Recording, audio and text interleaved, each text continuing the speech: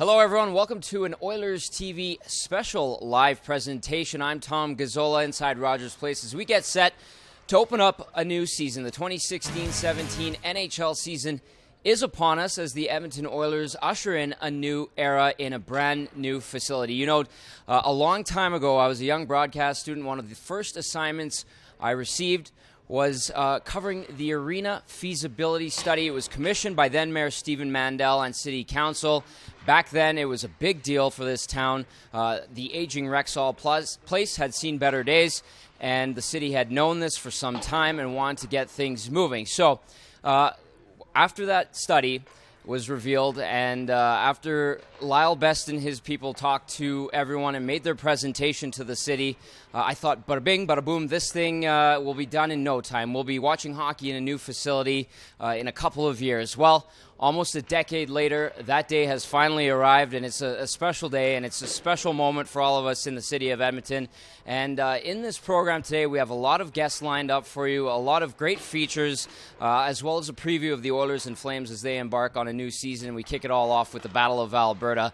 As the Oilers do go into this new era in franchise history, they do it with a new captain, the 15th in franchise history.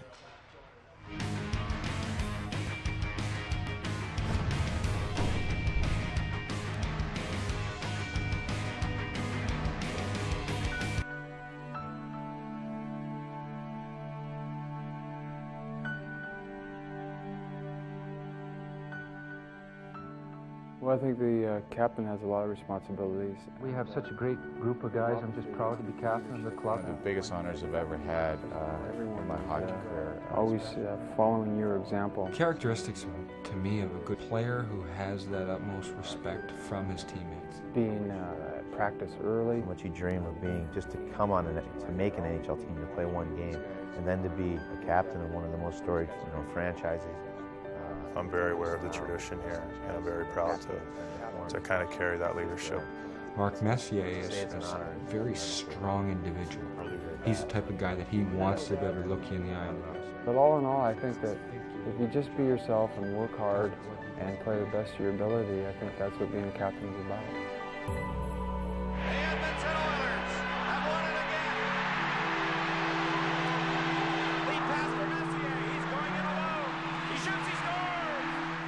A respected captain, was a respected player, and more important, respected person. Kind of a guy that would wear the C with great pride. Yes, he would, and he's a real leader. He just never quits working, and he's an excellent goal scorer.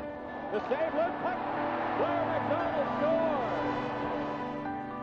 A good captain is only as good as his willing participants that he plays with. I don't look at myself as the best leader in hockey or the best captain. I think I know what it takes to win, and I just try to convey that to the rest of my players.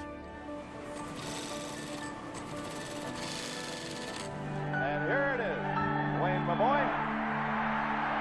The Edmonton Oilers, Stanley Cup champions, 1990. You have to keep a real consistency about your demeanor, about your personality. You can't have any down days if you're captain. I like to draw attention to the big games and make sure everybody's aware of the fact that we're all in it together. My honor to give it to Bucky, the C of the Edmonton Oilers, because I don't think there's anybody in the organization right now at this time that deserves it more. It was unbelievable the way my teammates supported me and the way I felt when I got that jersey in front of all the cameras and everything else. It was unbelievable how much you strive and work in the off-season to be a captain of one of the most storied franchises. To say it's an honor is an understatement. The 11th captain of the Edmonton Oilers, Jason Smith. Obviously an exciting day. I think to become captain of a team that I followed as a kid, plus Gretzky's and the Messiers and Dougie Weight before me and Kelly Buchberger. It was a special time.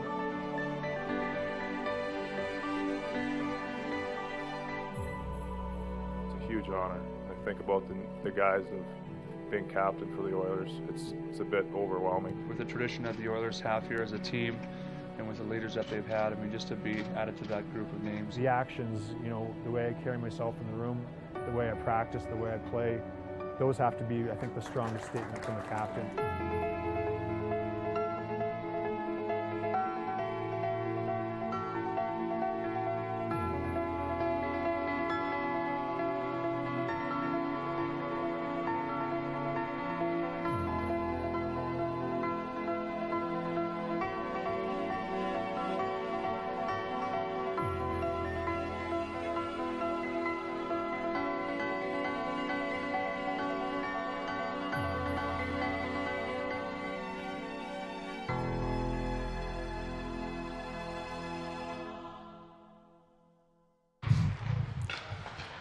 There you have it, Connor McDavid, the new captain of the Edmonton Oilers, the 15th in franchise history, as we've mentioned. And fittingly, we bring in the guy who is the 6th captain in Oilers franchise history, that being, of course, Kevin Lowe. Kevin, good morning, first of all. How you doing? And what can you say about Connor McDavid being the team's new captain? Well, good morning, Tom. And what can we say? From the day we found out in April, I guess, of 2014 that we had won the lottery and knew that Connor McDavid was coming to our city and our world, our universe. It's been never a dull moment. And Connor's an amazing hockey player, but he's also an amazing young man, wise beyond his years, mature beyond his years. And, I think this is very fitting that since this is his team, that he'll be the captain of this team for many years to come. Everything's new and everything's really young, Connor being, 19 years of age. Back when you were playing, would something like this happen? Would you see a young captain like this, or would you have to earn your stripes more so? Well, I think you saw it with Steve Yzerman. He's from my era, although Stevie's a little younger than I am. But, he was an example of a player similar to Connor in terms of... he wasn't a loud person by any stretch, but he was obviously very loud on the ice at how he played, and a lot of class, a lot of appreciation for the game, a lot of respect, and that's what I see in Connor. He understands his place in the hockey world. He understands certainly his place with the Oilers. He's got a lot of respect for the veterans and the tradition of the game. He's already got that. He's 19 going on 29. So, no question enough. It's going to be difficult to be a younger guy. He's going to have some growing pains, but he's going to have a lot of help. And I don't suspect that this is going to put a damper on his production on the ice at all. Is it different when the captain of a team is the best player of a team rather than a heart and soul guy? We've seen a lot of heart and soul guys when you coached. You're the GM. You had heart and soul guys that captain this squad. But when it's your most talented player, does it make a difference at all, or does it not matter? I don't think it. What matters is the person. Okay. If the best player and a great person and a great leader match up, then that's the perfect scenario, which we hope we have now. That's what you had in Gretzky and Messier, the best players and just great leaders naturally, and more importantly, good people, because players can see through someone who's not genuine, and so it's.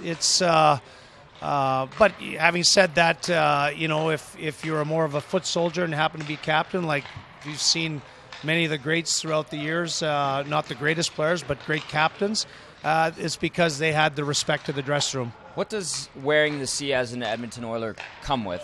You did it for a couple of years. What does it mean? Is it a burden? What, becoming an ambassador to the team? What's that like? Because this team in this city is it's unified and has been for 4 decades. Well, I think people that are players, athletes that are innately leaders don't feel the burden of whether they have a C or an A on, because they naturally want to lead. They naturally want to do their part for the team to be better. I never felt any additional pressure by being an assistant or a captain. However, when you are the captain, there are pivotal times within the season where perhaps you have to say something because everybody's looking to you to say it. It's not it's not monthly. It might only be 2 or 3 times throughout the season. So really, that's the additional pressure on being the captain. But otherwise, you're just doing what you do naturally, right. and you try to sense and feel the pulse of the dressing room.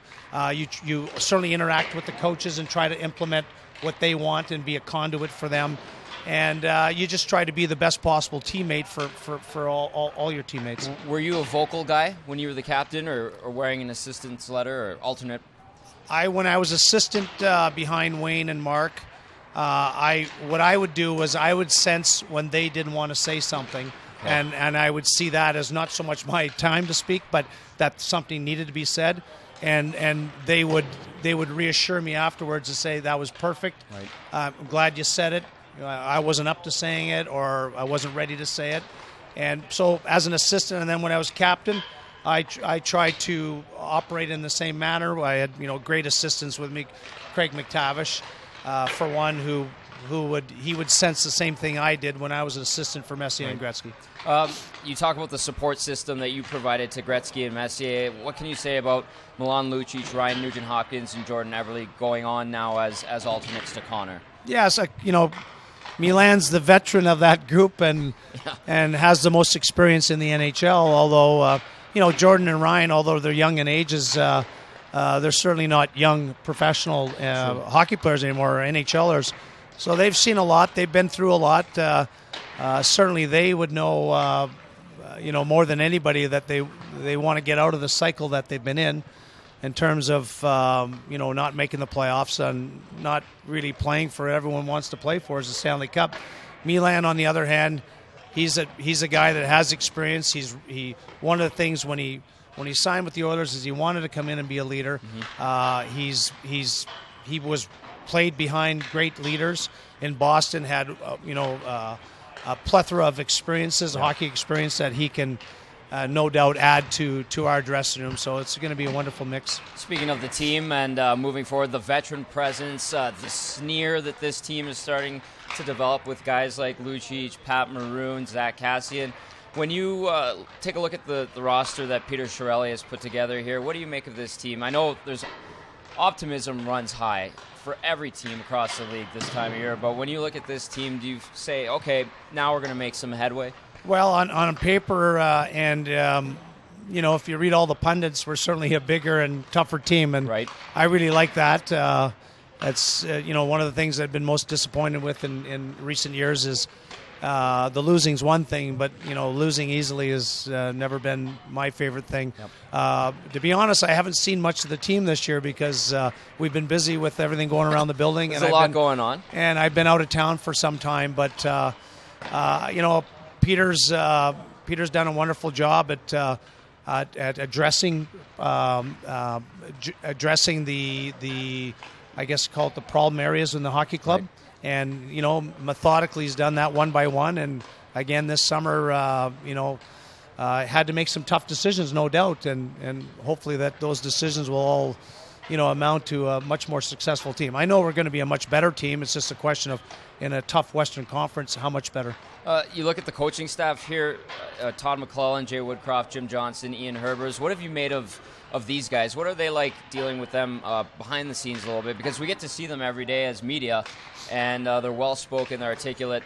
They set the bar high for the team as they tell us every day. But what have you made of this group as they progress and try to get this team back into the playoff picture? Well, 1 year being around, I'll start with Todd McClellan. I've been so impressed. What I like about Todd is, he has respect from everybody in the dressing room because of his successes. I'm just going to turn my phone off here. That's for you, yeah. This is a television faux pas. We'll let it slide today. Yeah. So, Todd.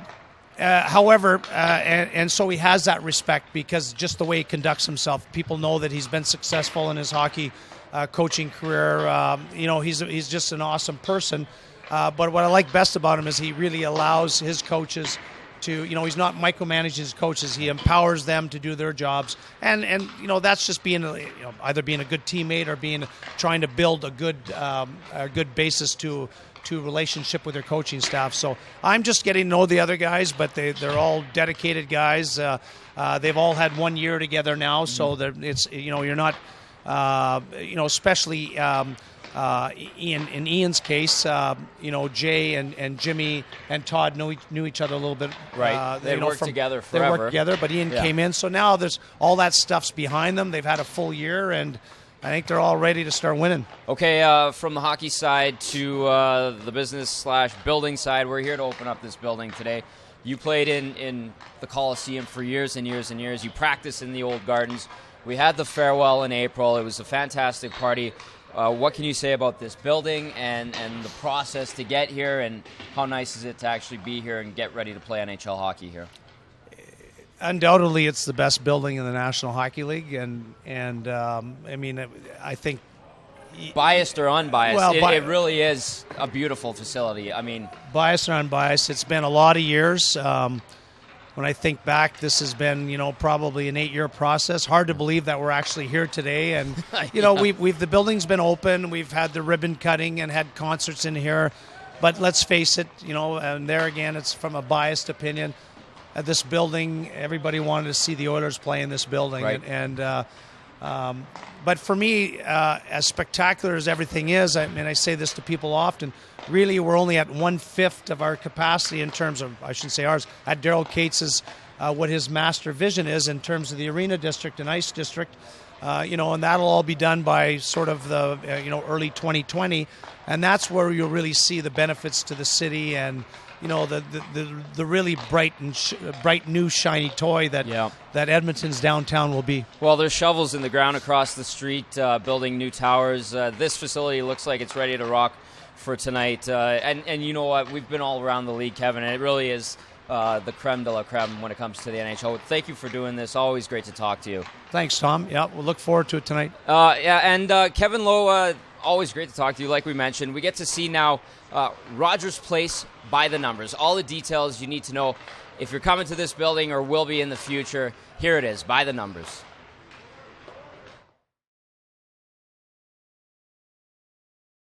Hi everyone, and welcome to Rogers Place by the Numbers.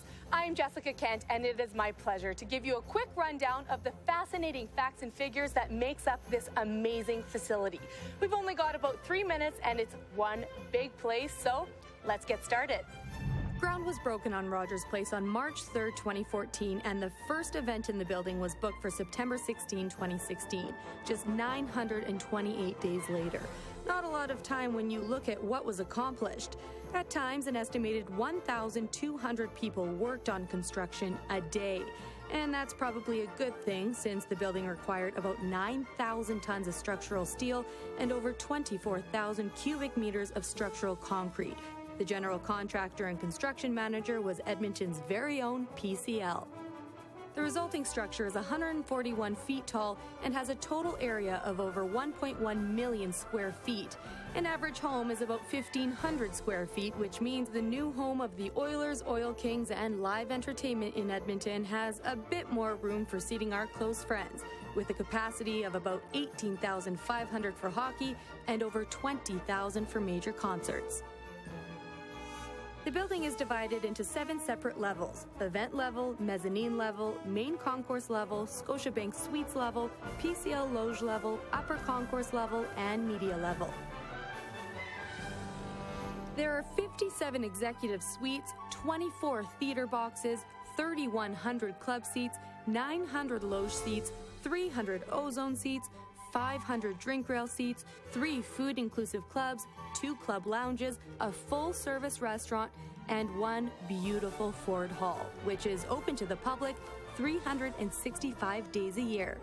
Rogers Place was clearly designed for the fans, but from the very beginning, the designers also had environmental responsibility very much in mind. 87% of construction debris was diverted from landfills for recycling or reuse, and 20% of the materials used in the building's construction were from recycled content. Rogers Place will use 37% less water through the use of efficient fixtures, 14% less energy using motion-activated lighting, and the facility is electric car friendly with 12 charging stations already installed. Plus, one of the best numbers of all, 0, as in 0% food waste, which is our target every day, since all of Rogers Place's excess food, when possible, is donated to local causes. Oh, and the scoreboard. The scoreboard is 46 feet by 46 feet, about 4 times the size of the scoreboard in Rexall Place, and that makes it the largest true high-definition center-hung scoreboard in the NHL.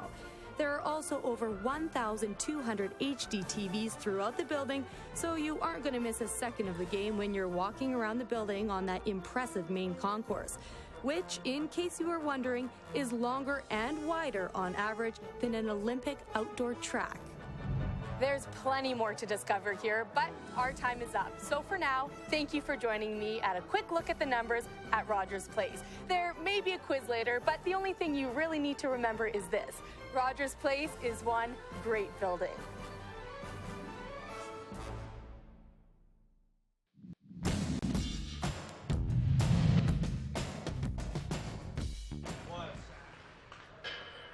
That, of course, our own Jessica Kent giving you the numbers of this building as we bring in a couple of other pretty good colleagues of mine, Bob Stauffer and Jack Michaels from the Oilers Radio Network. It's The Panel, brought to you by our friends at Sport Check for this special Oilers TV live presentation. We had to do a panel, right? Sure. I mean, it's been a while, guys. First of all, let's start with the big story today as the season begins. The Oilers open up this brand-new facility. What have you made of this building thus far? We've seen 4 preseason games so far. Just first impressions, guys. I think 18,347 are going to be pretty excited. As you can see behind us, it's just gorgeous in here. They've laid it out perfectly. Everyone's going home with a T-shirt tonight, so all the kitsch is there. And then practically on the ice, what Bob and I have noticed during the preseason is extremely live boards. And not only live boards, but boards that tend to kick pucks out into the slot. So maybe an extra few scoring chances this year, and certainly a situation that the players are becoming aware of, most notably goaltender Cam Talbot, and that may be the most important piece to tonight's lineup for Edmonton. Staff, you're an Edmonton guy. You watched many a game at Northlands Coliseum, Rexall Place. What's this building like to you, and what's the process been like to get to this point where we're seeing this thing finally open? You know, Tom, like just to know how far the city came, and, you know, the push from Daryl Cates. I had Gary Bettman on Oilers Now a couple days ago, and I said, you know, Gary, you were part of what made this happen. And he said, no, I wasn't. This was about the city of Edmonton and Stephen Mandel, along with, Daryl Cates. And to know the battle that was there, it wasn't always the most popular discussion point for the city of Edmonton. There were a lot of people that were opposed to it. It's remarkable now that it's built, how it's kind of swung, and people really are sensing that we have something to be special. It is an iconic building. It's the best building in the world right now. And I think we're going to grow with it. I think the fans are going to, if they don't already love it, they're going to come to love it. But the Oilers have got to do something to make it their house as well, because Rexall Place, though it served its purpose in terms of functionality from a building perspective, it was an easy place to play for opposition teams. And it starts tonight for the Oilers addressing that this is our house. And Edmonton built this facility, right? But the Oilers have got to make it their rink. And the guy that will help lead the way, of course, Connor McDavid, the new captain. What do you guys say to him being the youngest captain of all time in NHL history? Right move? His support system, is it good? You know, I don't think you could go wrong with a guy like him. But I don't think any of us were surprised. Yeah. I mean, this was a fait accompli. I think the Oilers bought themselves a year last year, and it was, somewhat coincidental that Andrew Ference was injured and they went the season without a captain in place. But I think the plan all along, looking back on it, and there were certain moments within Connor McDavid's season, but Todd McLellan said it best. When he came back and had the immediate kind of impact he did after being out for so many games, 37 to be exact, with that fractured collarbone, that he knew, this is a guy we can follow, and we can follow for a number of years.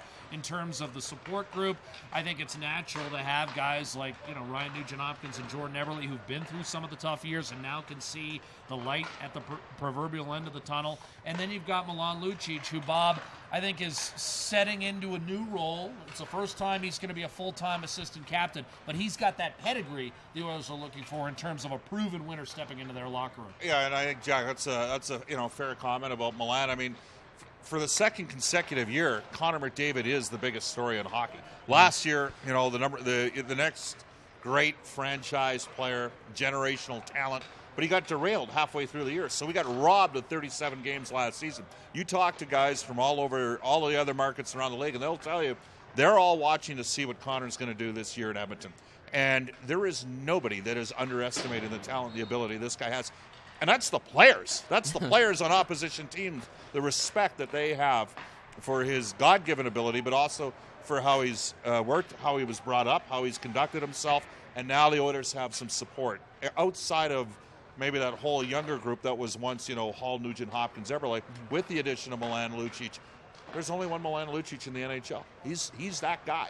And to have that guy just there as a cooler to make sure that Connor can focus on playing, but also maybe has, a guy. He's a productive player. He's a productive player, but he can look at his own team, guys on his own team and say, hey, like he's got all the backup he's ever going to need as a captain with Milan Lucic, right, on and off the ice. So it's a wonderful situation, and people are a little concerned, Milan didn't light it up in the preseason. wouldn't surprise me at all if he gets one here in the first couple games. Well, Tom, the other thing is with Connor McDavid being captain, and Bob talked about the respect on and off the ice, I'll be curious to see how the Oilers can use that to their advantage. We've heard for so many years, what have we heard? The Oilers treat their opponents sometimes with too much respect. Easy to play against. Exactly. Yeah. Let's see what happens this year, because it's to the point now, as Bob indicated, the players around the league, yeah, they respect him, but they also fear Connor McDavid a little bit. Fear getting embarrassed. Fear being posterized, basically. Right. And so that, I think, is something Edmonton can use to its advantage, and perhaps it creates open ice for other players as well. Really quickly, one final note on Connor. Have you guys noticed that he's seemed to have elevated his game a little bit? There's this calm, cool demeanor about himself. I mean, that goal we saw the other night against the Canucks, as an example, has he set the bar for himself a little higher, in your opinion? He's shooting more. Yeah. He's shooting the puck more. Like that, and that's going to buy him more space. Now, the one thing he does do is he shoots high to the blocker's side, and in time, I think, and we've talked about this a lot, I think he's going to use those pads as a pass when he's got a guy like Lucic driving the lane. If they got a chance on a 3-on-2 or something like that, he might start to shoot a little lower. But when he gets opportunities in tight, he tends to go high blocker or deke around the player. And I think you'll see he's such a smart player that he'll add and progress and grow in that regards. Okay, moving on to the rest of the roster, you guys. There was a lot of talk about them getting bigger, tougher, harder to play against physically. But there's that element of speed. And when a team wins a Stanley Cup, everybody has to replicate. That seems to be the soup du jour, if you will, or the flavor of the week. And now everyone's saying you have to play like the Pittsburgh Penguins. Tom McClellan talked about balance. Is Drake Caggiula the perfect example of that balance where little guys can actually fit in? I know he's hurt, he's nicked up. We don't know if he's going to play or not, unless you guys have heard otherwise. But is he kind of part of that blend, a perfect example of speed and a little bit of grit and sandpaper as well? Well, I think so, Tom. I mean, it's a little early with Drake Caggiula to project on what he can be in his first season, because not only is he coming out of the NCAA Division I ranks and playing his first year as a pro, but he's going to be playing it at a position he hasn't played regularly in 4 or 5 years. I think of a guy like Chris Russell as a perfect blend of what the Oilers are trying to get to in terms of, you know, a little bit more speed and ability to transition the puck to their forwards, something that's been a problem for Edmonton in years past in terms of having the forwards and the talent to light it up occasionally, but not having the people to get them there. And now with the addition of, and I'm calling it addition, but Oscar Klefbom didn't play after mid-December last year. Now you got Adam Larson, now you got Chris Russell. All three can transport the puck reasonably well. And I think that gives Andrej Sekera ample room to kind of settle into what he does best, which is be a second pairing defenseman who can do a little bit of everything. So all of a sudden, the Oilers' top four looks much better, and as a result, that blend that you're talking about, that balance, is helped out greatly by players on the back end who can transition it to the forwards that we've been hearing about for so many years. We've been hearing, the Oilers play at a breakneck pace, they can light it up. Well, they haven't scored a lot of goals. No. They haven't scored a ton of goals. Every time we'd go on we the road, always correct people. Yeah. We always correct visiting media. Well, they don't score a lot. Yeah. Right.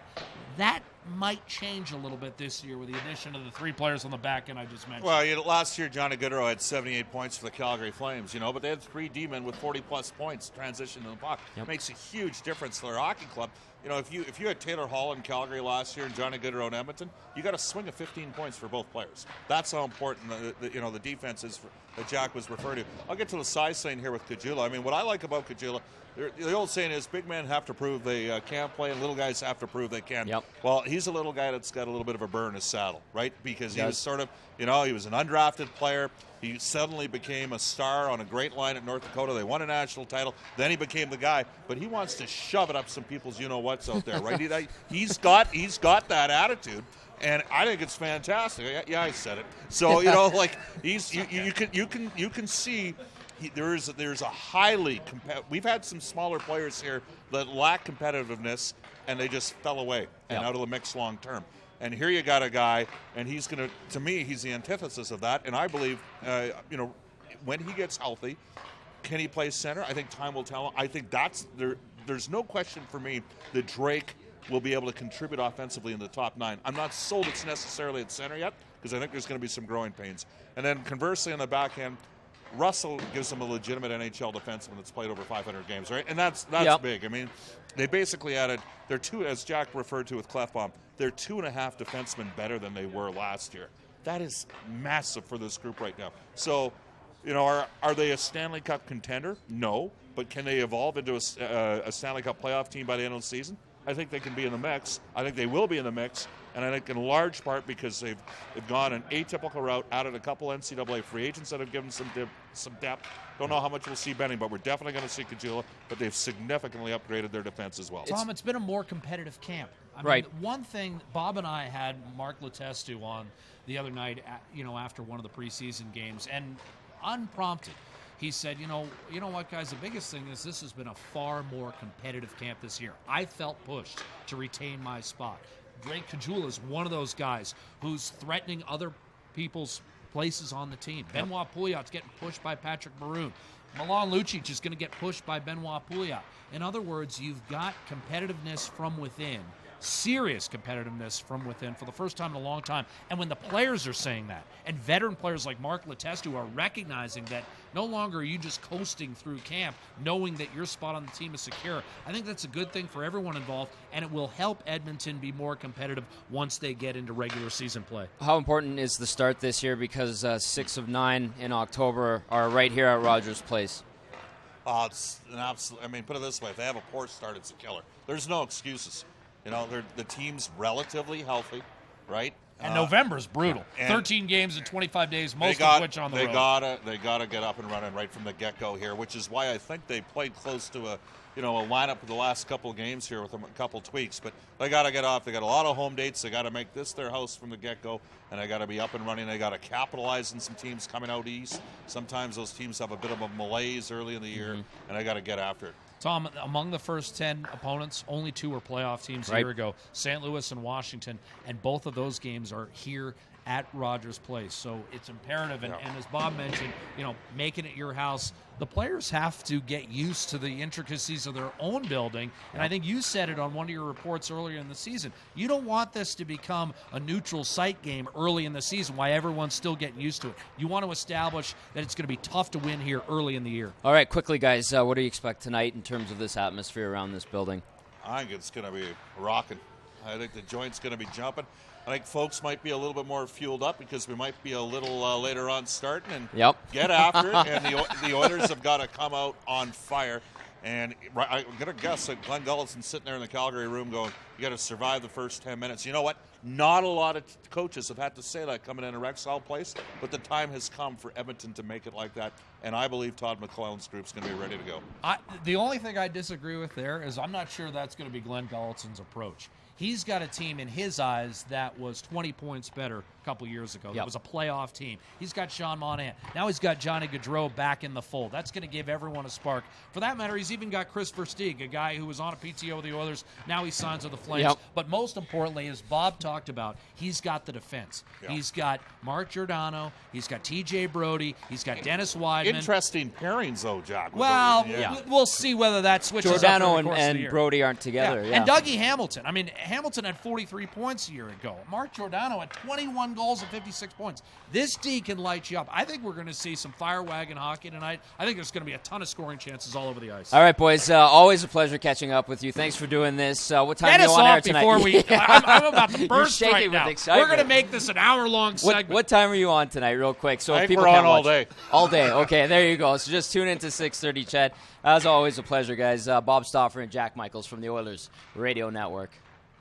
Hockey is officially at Rogers Place. From the Oil Kings home opener to the Oilers preseason game, hockey fans are coming out by the thousands to support their teams. While they sit back and enjoy the game, there's a lot more that goes into the making of a hockey game than what you see on the ice. It all starts here midday, chipping away the morning skate, getting the ice game ready. We'll go out and we'll edge and do some extra floods. All the pre-work that's been done up until this point, it's all for this moment. It's now evening and fans are filing into Rogers Place, greeted by the Oilers' new mascot, Hunter. It's kind of nice that we do have one now, so. Good for kids. I enjoy it. Good time. I love the links. I love the new Jumbotron. It looks great. Better hurry up and grab a slice. It's time to find your seats and get ready for the big game. You know, a lot of people think that they come in and the lights turn on and magically, you know, a game happens. But there's a lot that goes in behind the scenes. On a typical game day, we'll have 35 to 40 people on the crew involved. It's lights, camera, action. From the mascot to the music and big screen, it's all part of the in-game experience. I like it a lot. Like, it's really nice. It seems like they put the time and the value into it, so I'm really appreciating it so far. The boys, they keep looking at the screen. They're constantly engaged. It's great. Can we put live and replay? For Director of Game Presentations, Rich Myers, knowing your audience translates into a successful show. Take your music out.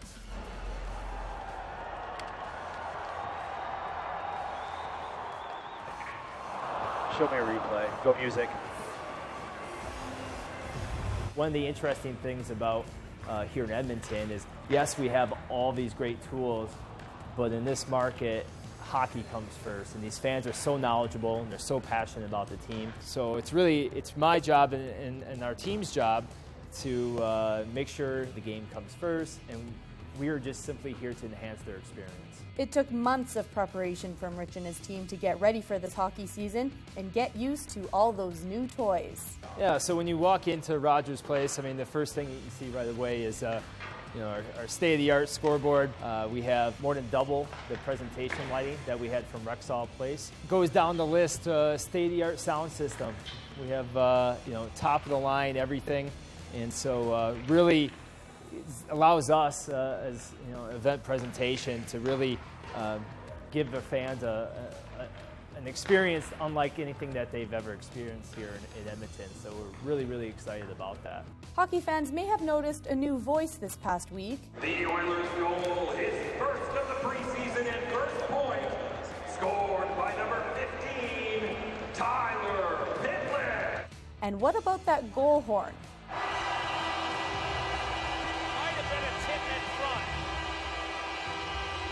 No, it's not new, but we brought the old horn from Rexall Place here. We actually added to it because of the size of the building. Fast forward a couple weeks to the Oilers home opener, and fans can expect a lot more where that came from.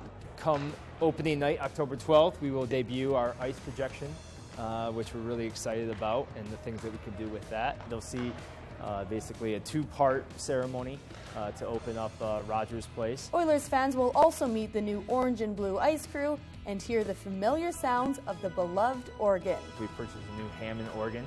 We're really excited about it. It's got a great original 6 arena feel and sound. That we'll be debuting that on October 12th as well. A team creating new memories in a new arena, game in and game out. What fans experience today or game 1 will be completely different than what they experienced here on Game 41, and hopefully into the playoffs too this year.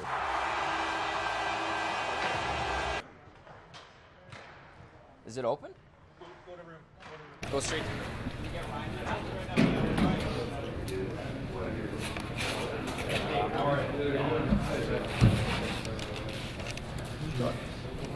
Just a little bit about what they have over there to grow back there.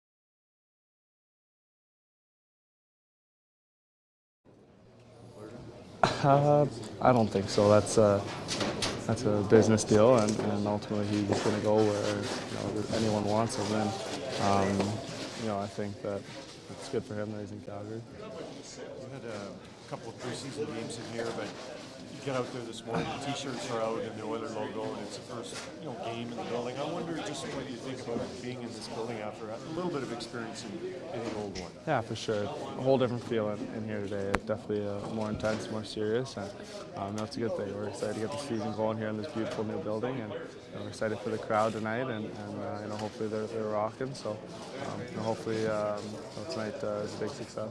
How do you feel that you and Milan and Jordan have worked together? We've been good. We got better and better as the preseason went on, and I think this is the most comfortable the three of us have been together. Obviously, I have a lot of experience playing with Jordan, Milan for both Evs and I is a little bit more new, but he's fit in very well. So we're definitely feeling pretty good about our game.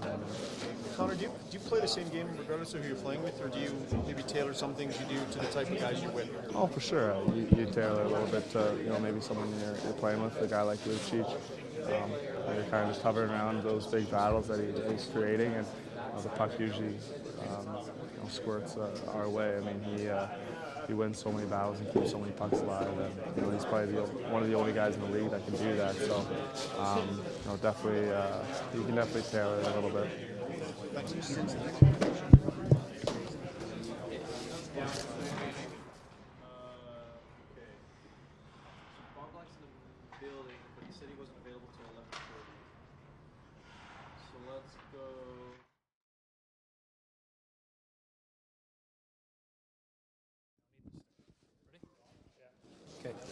Patrick, there's going to be a lot of motion in this building tonight, obviously opening up a new barn.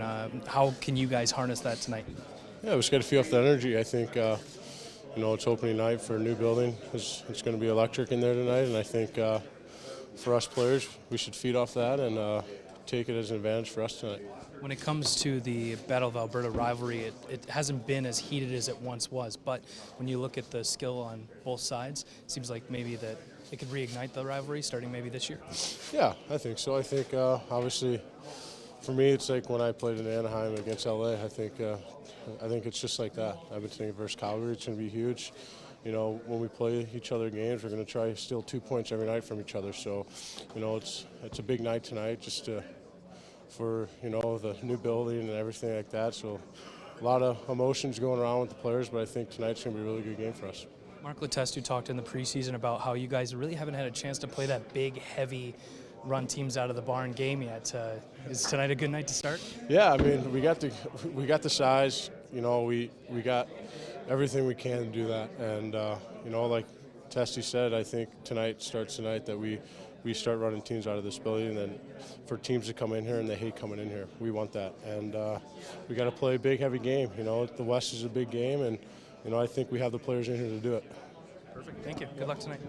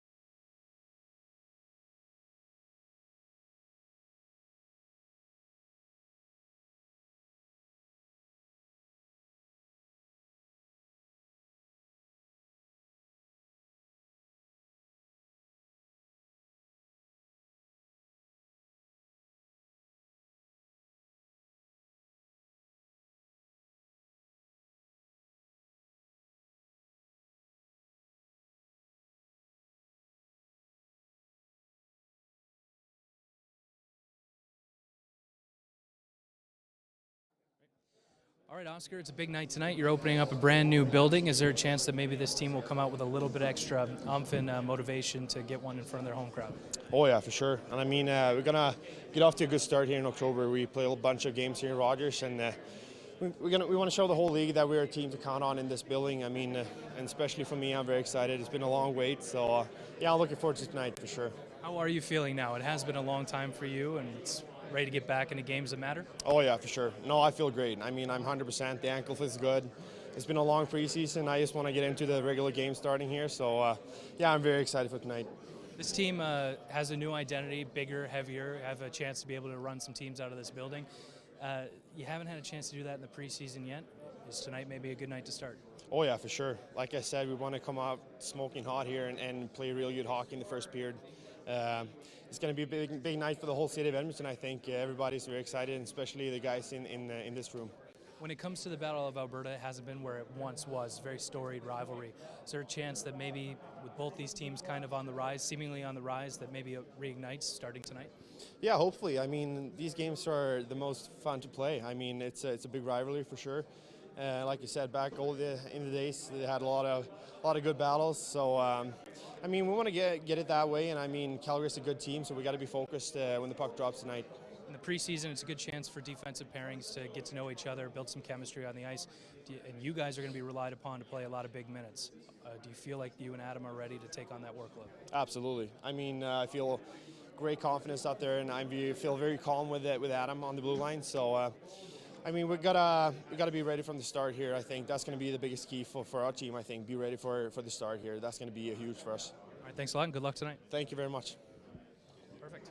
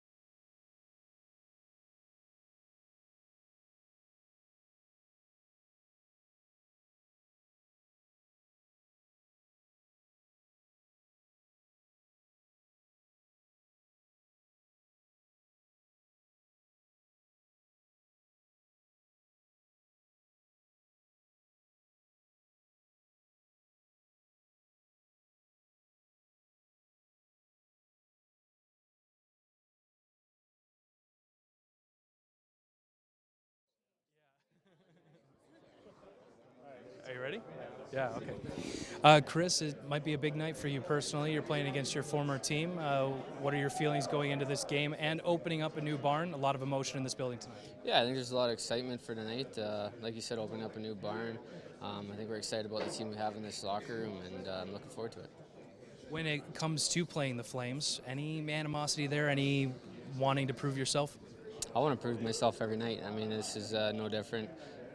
Every day I want to keep getting better and improve my career. So that's another step. How are you feeling? You've only had a couple of skates, one game coming into the season. How are you feeling physically? I feel good. I mean, I did the best I can to stay in shape. I was skating with the Rebels there. Brent Sutter let me skate with them, and he really, worked me pretty hard and made sure that I was ready if when called upon. And I'm excited to get going. Obviously, there's things I still gotta work on, habits with the systems. But every day I feel more comfortable, and it's been good. Does it feel strange at all being on the other side for this Battle of Alberta, or do you just see it as it's another game and you're just going to tackle as it comes? I mean, it's a little different, but I just feel like it's a great opportunity for me here in Edmonton, and I'm going to do the best I can to help this team win. You might be able to provide some unique perspective on this, having played on that other side of the rivalry. It hasn't been where it once was. It's a very storied rivalry, but do you see it maybe rejuvenating itself, maybe starting this year, considering the young players on each side? Yeah, I think so. I think both clubs think they're on the uprising, and I'm sure the province of Alberta wants it. Because when it's good hockey, it's a lot of fun to be a part of. But like I said, we're worried about what we're doing in this room and what we're going to bring tonight. Thank you. Good luck tonight. Thanks, Chris. They're honestly just so long. I know Kent Allen isn't, but. You guys ready? Yeah. Give me a 10 count, dude. Okay, stand by.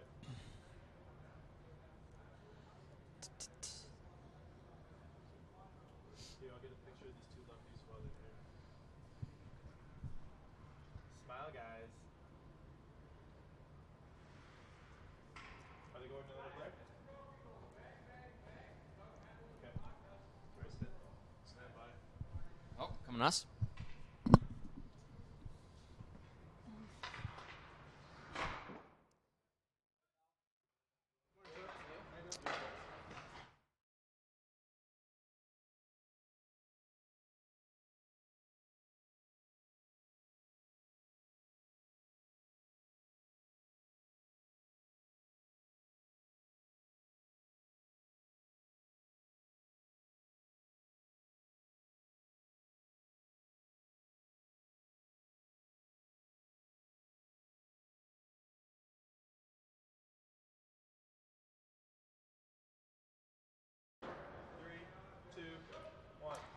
Back up top here on the main concourse at Rogers Place as we get set to open up the NHL season in this building. An apropos time to bring in our entertainment and community reporter, host of PCL Ice Level, Jessica Kent. That's me. Good morning, Jessica. Good morning, Welcome to the program.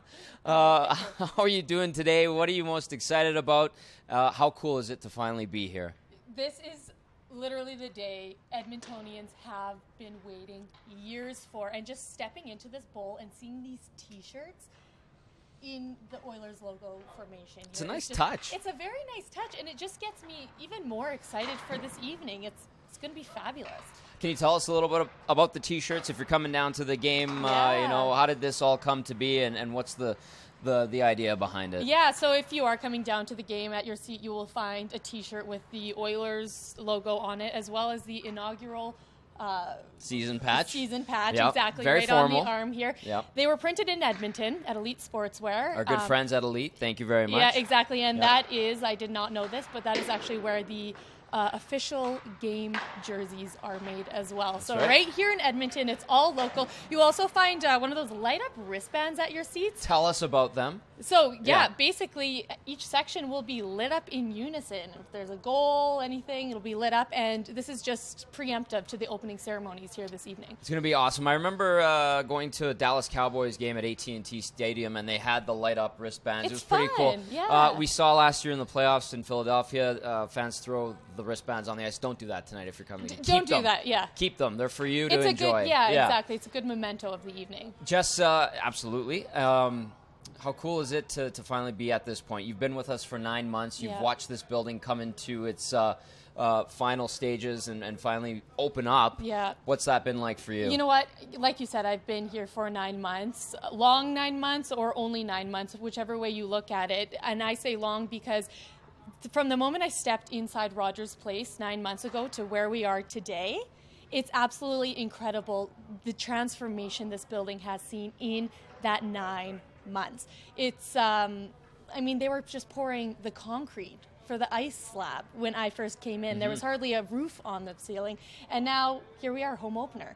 What are some of the things you've learned to love about this building? Because you've seen it in and out from all angles in your time covering it for Ice Level. Some of the things that really stand out in your mind. Some of the things are really the premium areas of this building. Some things you will never see in any other arena. And I know you talk to some of the minds behind this arena. They say they went to all the NHL arenas in the league, took the best ideas and brought them into Rogers Place. I say stole them, and they always correct me. No, we borrowed them. We borrowed them and then made them better. Yes, exactly. You've heard that spiel before, too, haven't you? There's some arenas have a loge section. We have a whole loge level. We have the Sky Lounge, the Sportsnet Club. We have the theater boxes, which is like a suite experience, but it's more communal. So you get your box, but you can go out and dine with other theater box holders as well. And then you, of course, have your suites, which you get your parking, you get a private elevator. Like I said, it's something Edmontonians aren't used to, but it truly takes the building from amazing to exceptional. I want to ask you about the food in this building. We had the Don't make me test hungry, lunch. Tom. I don't want to. I know lunch is coming up, but Yeah. they gave us a sample of the food here about a month ago, I think, roughly, and it was phenomenal. tasting. What are some of the premium? I don't want to say premium, but some of your Signature favorites? items? Signature items. I know Signature items. there's a lot of variety. There's a lot of different options that we did not see in the old Yeah. facility. What are some of the ones that you would highlight for us and say, go get it if you get a chance and are hungry at the game? Yeah, so I mean, at Rexall Place, we are familiar with pierogies. Yep. They took staple. Exactly. They Yeah. took that staple but elevated it. So we have pierogi nachos. We have a pierogi dog. Yes, a hot dog with pierogies on it. Yeah. There's also tatine, which is a play on a poutine, except I've had using that. tater Very tot. good. Very good. Yeah, Yep. the pierogi nachos I think are one of my personal favorites. But the Bobby Nix burger, it's Bob Nicholson, Oilers Yep. CEO and Vice Chairman, actually created this burger with the executive chef here at Rogers Place, and it's exceptional. It's delicious. You can find it around. There's also Jasper Ave chicken sandwich. What I love about the concourses here and concessions at Rogers Place is they are uniquely named to Edmonton. There's Jasper Right. Ave Eatery. There's the White Ave Bistro. Which one's the market? City Market. Is that 104th Ave City Market? Am Yes. I getting this wrong? Yeah, no, there's 104th Right. Ave City Market. Yeah, it's very unique. It's very local. And Very Edmonton. Very Edmonton, for Edmonton, right? Where can I find, this is me, I'm a big donair guy. I saw an item called the shawarma, so I'm assuming it's Yeah. like a donair. Where can I find it? Do you know off the top of your head? Yes. Because I'm that's my favorite. You can find that at one of the Sticks concessions. There we go. Yeah, level 200 and level 100 as well. There's rice bowls, there's curry bowls, there's shawarma. Shawarma. All right, Yeah. Jess, finally I want to ask you Shawarma. what you'll be doing here tonight, what you anticipate tonight, and what should people expect at Rogers Place? Yeah, people can expect a game, but elevated. And I keep saying that word elevated, Mm-hmm. but this is home opener. This is the inaugural season at Rogers Place. The energy is going to be high. Like I said, they have the wristbands, they have the T-shirts. There's an opening ceremony. It's going to be crazy in here, but in a great way. It's going to be fun, and I'm going to be here tomorrow morning. I'm going to be, for my next PCL Ice Level episode, will be all about the home opener here at Rogers Shameless Place. plug. Exactly. There you go. And tomorrow morning, 8 a.m., rogersplace.com. But I'm going to be talking to people about the experience here and how long people have been waiting. I know some people have been on the live cam on rogersplace.com Yeah, I was for one of years, them. every single day watching the construction, and they now get to sit here and watch the Oilers play. It's become very real. Jess, I want to ask you, those that are coming, where are some of the busier parts of the building thus far? We've only had a handful of Oiler games and a handful of Oil Kings games. As another fellow Edmontonian, there's always people saying, this one corner. I talked to a guy on the street the other day when I was getting lunch, and he's, you know what, there's this one corner upstairs that gets pinched off, but if they move things this way and that way, you can get to the bathrooms easier. What would you tell those people in terms of flow? And if they say they need to go to the bathroom, what can help them? Do they have resources available to them? Yeah, first I want to say download the Rogers Place app. There's a concourse map on there. It shows you stairwells, exits. It shows you where the washrooms are, where the concessions are. If you want that shawarma, it shows you where to find it. So if there's a line for a bathroom that's maybe a little longer than you want, go onto the app. There's washrooms all around the concourse, upper and lower concourse, and find an alternative. Find an alternative. Technology-wise, what can you say about this building? I see these weird little boxes inside the railings. Those are the Wi-Fi. Where is this that's the technology-wise? Wi-Fi, exactly. Yeah. There's actually the Wi-Fi signals inside the railings here. So free Wi-Fi at Rogers Place. And scoreboard during intermission. If you have that app, you can play Oilers Interactive. So you can play with other fans here at Rogers Place, quizzes, and try and win. Try and get your points up. Get your points up. Yeah. Also, if you're coming down, Jessica, what's the easiest route, best access to the main entrance, which is through Ford Hall, of course? Yeah. What would you tell people? And then those maybe taking LRT. What could you say? Those taking LRT, try and take the LRT to the Bay Enterprise Station and then walk down 103rd Street to 103rd Avenue. There you will find the pedestrian portal. And that's the way to get in. And if you do have a persons with disabilities sign or sticker, you can drop them off right under the pedestrian portal. Perfect. Or sorry, right under the pedway on Pedway 104th system. Avenue. Yeah, VIP entranceway. Jessica, Yeah. thank you so much for your time. Thanks for helping us out, providing great content for this program. Look forward to tonight. And ice level tomorrow at 8 a.m. I won't be up for that, sorry. You can catch it at 10 I'll or watch 2. it later. Or It's it's a catch-22. You want the guys to be excited and revved up and emotional, but sometimes you can get away on them early, and you try and do too much. I think this is even is a little bit different yet because of the new building and all the excitement that goes with it. But I know our team will have energy and be ready to go.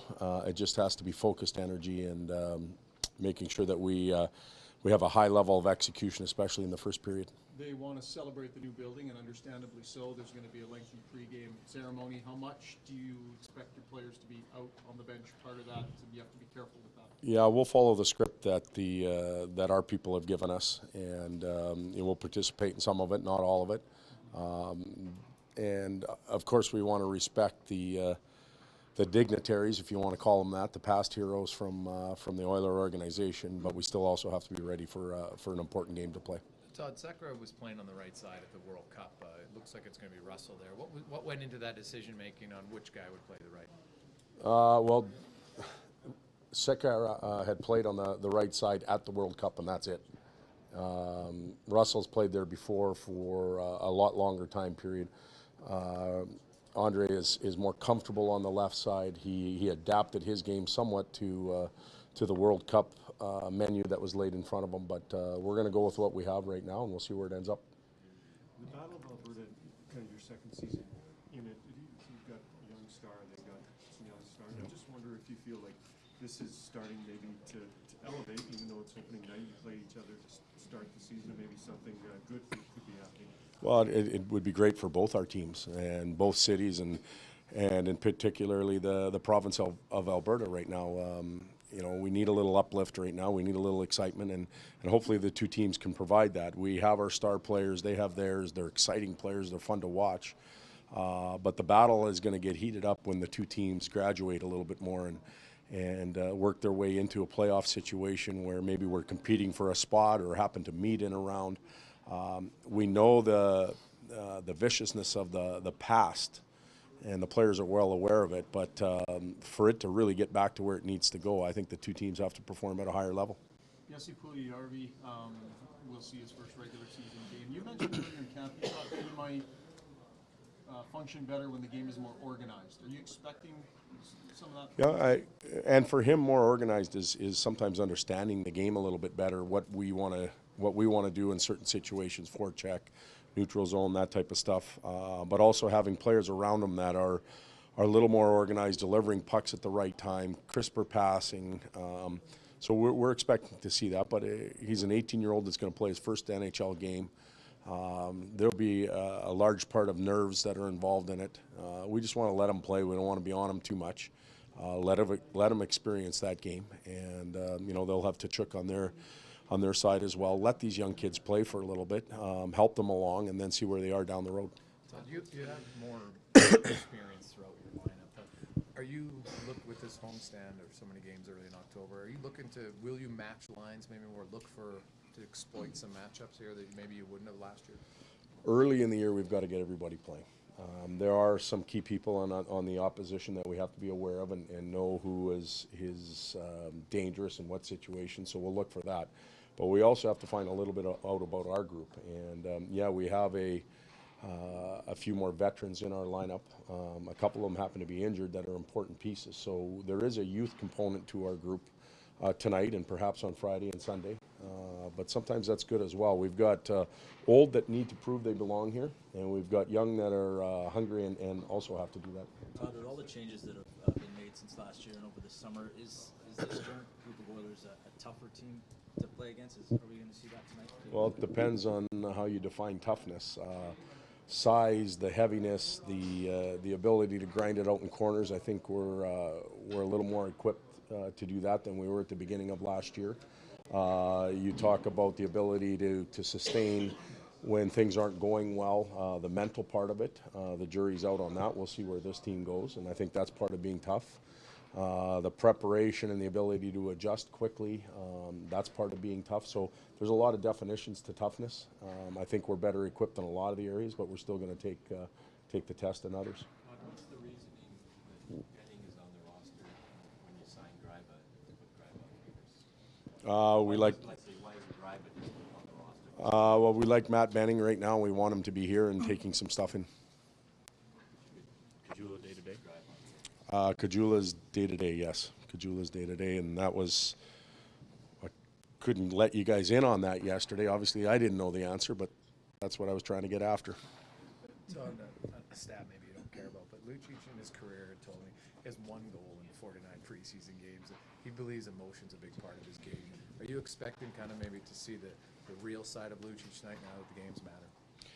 Well, I don't think you can just evaluate Lucic's preseason on goals. I don't think that would be fair to him or the team or the line. As I mentioned yesterday, when you look at the chances that line created in their 3 or 4 games that they played together, it was marketably higher than any other line on our team. And the finish part of it, the getting to know Connor, the getting to know Jordan factor is going to be in play for a little while. But Luch does have an emotional factor that he relies on. He has the ability to uplift a team when he brings that emotion. It's hard to bring it out in the exhibition season. It just is. It's the way it goes. And as players get injured in exhibition season, you tend to lose even more of that from the guys that are healthy because they're waiting for the starting gun to go off, and that's where we're at tonight.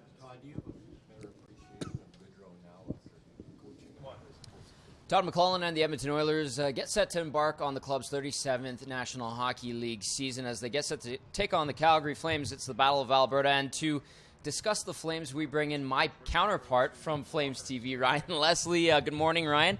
Welcome to Rogers Place. How are you? I'm tremendous. Thanks for having me, and a beautiful building, no doubt, up here in Edmonton. And yeah, it's great to be with you.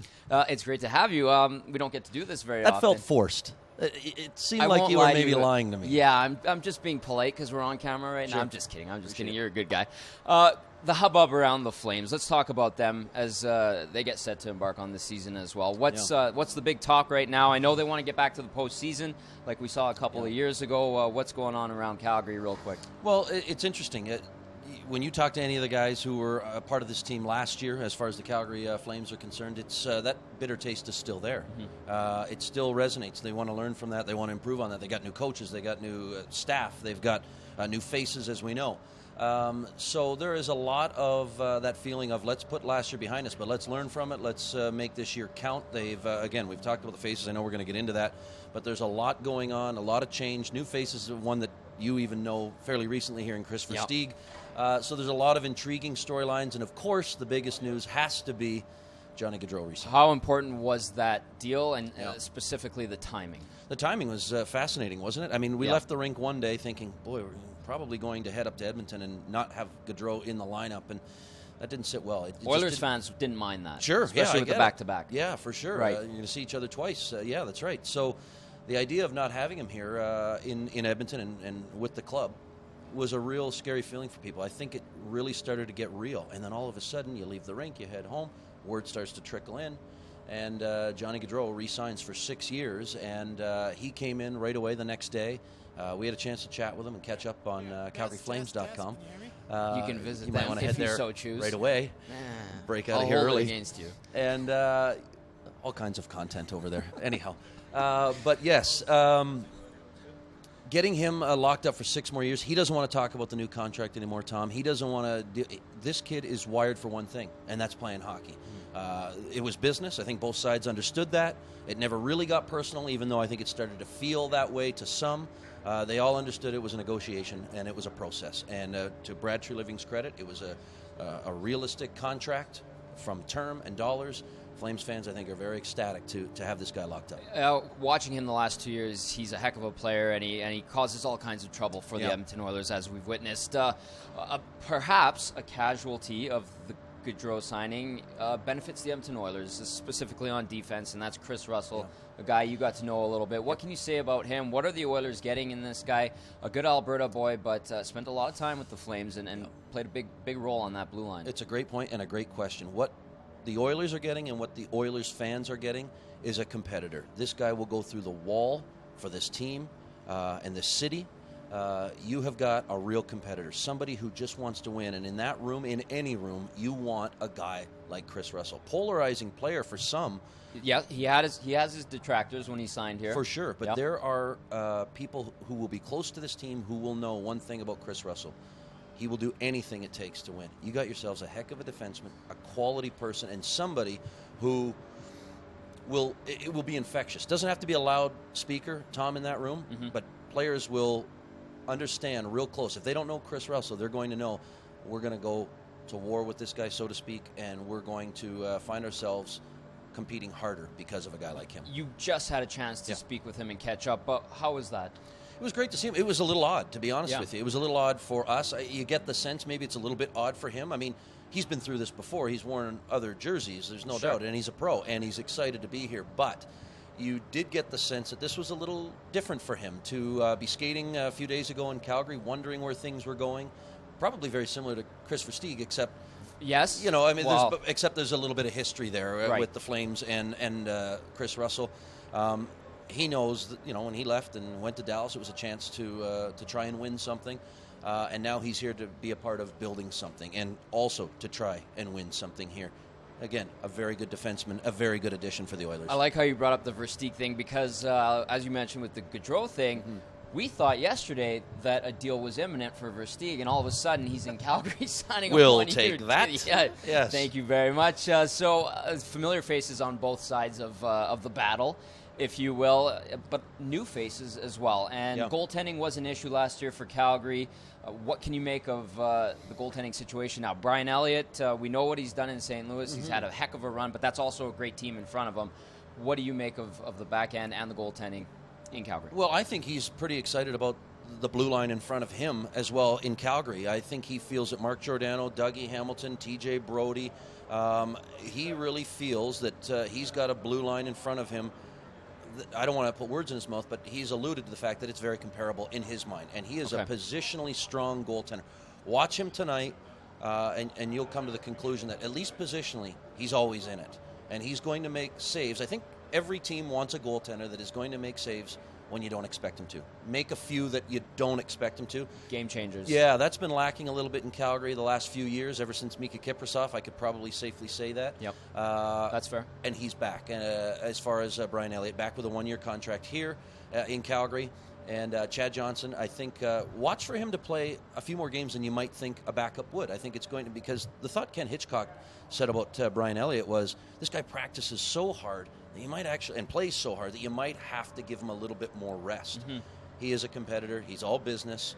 And I think Chad Johnson is a very capable backup. It wouldn't surprise me if you saw him play almost 30 games, somewhere in that mid-20 range. Well, I mean, Brian Elliott did share the net quite a bit in St. Louis with a number of different guys. Do you think maybe that's a mental thing for him, too, to know that he can give way to someone else and have the reassurance in knowing that that guy will give the saves and the quality starts that team needs? Yeah, for sure I do. And I think in Chad Johnson. Yeah, Chad Johnson is a Calgary guy playing for his hometown team where he grew up cheering on the Flames, so he's thrilled to be there. The preseason, he had a really good game in Winnipeg. He had a couple that he had some weird occurrences go on in a couple of preseason that goals weren't necessarily his fault in Vancouver and Calgary, but they feel very confident in him, and Brian Elliott obviously is your starter. There's a healthy 1-2, but it's 1A, 1B. I have to ask you about the coaching change behind the bench. Obviously, Glenn Gulutzan coming in. What have you made of him thus far? We saw him in Dallas a few years ago, and I think they missed by 1 point of getting into the playoffs. What's he been like, and what effect will he have on this roster? Yeah, and an assistant coach for a few years in Vancouver as well. So he stays in the West, and he's very comfortable there. This is a guy who's got a really refreshing approach. He made a comparison, or an analogy rather, in the preseason, or maybe even it was when he came to town, about, hey, this is almost like an emotional bank account. He's going to let you have a little bit of a leash, but when he needs to make a withdrawal, if you will, from that bank account, he will. And it's interesting. He stopped practice a few times, and he's tore them apart verbally. But he's fantastic at. It's almost like as a player, or maybe it doesn't matter who you are, you don't want to let that person down. Rather than being scared of him, he knows how to manage. I will manage Tom Gazzola different than I will manage somebody else. You know, everybody's different, and he handles them all differently. I see. Some would say he's a player's coach, but he knows how to be firm when it needs to be. Has he spoke to his past experiences, getting that head coaching job in Dallas, and then eventually, going behind the bench in Vancouver? Has he said anything about that helping him land this gig? Yeah, I think the big thing is that, like a lot of first-time coaches, you learn more the second time around, provided there is a second opportunity. Correct. He thinks he's a better coach now because of what he's gone through in Dallas, of course, in the American Hockey League as an assistant with Vancouver.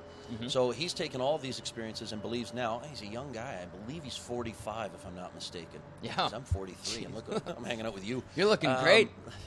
career paths. So yes, he feels that this time around he's a better coach, better equipped, and I think that's the consensus. And Brad Treliving brought him in.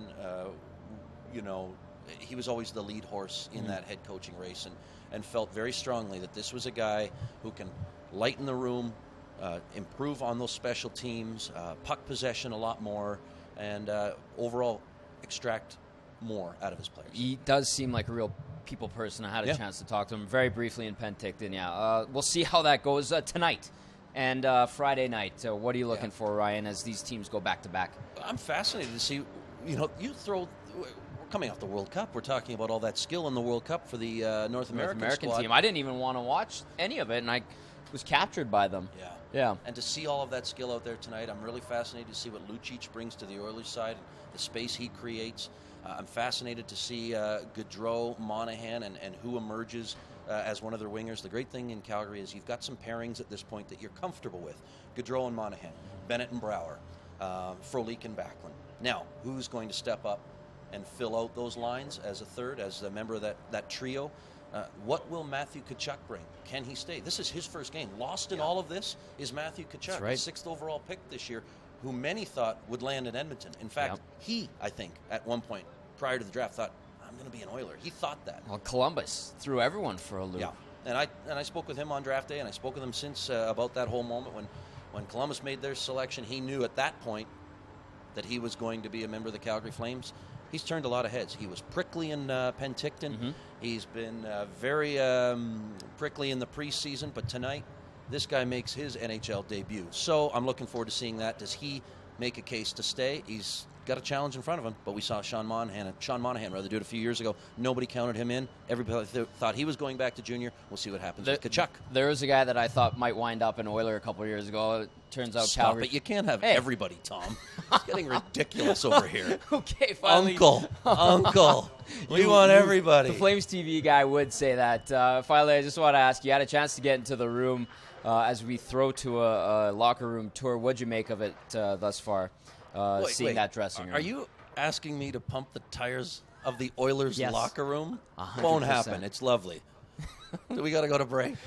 Let's go to the locker room. Ryan Leslie, fantastic. I'll do this for you on Flames TV on Friday, right? No, you're never getting near it. Oh, come on. Oilers locker room Thanks tour for up having me. next. This is the moment many Oilers fans have been waiting for. Here is a sneak peek at the Oilers dressing room for the very first time. Come have a look.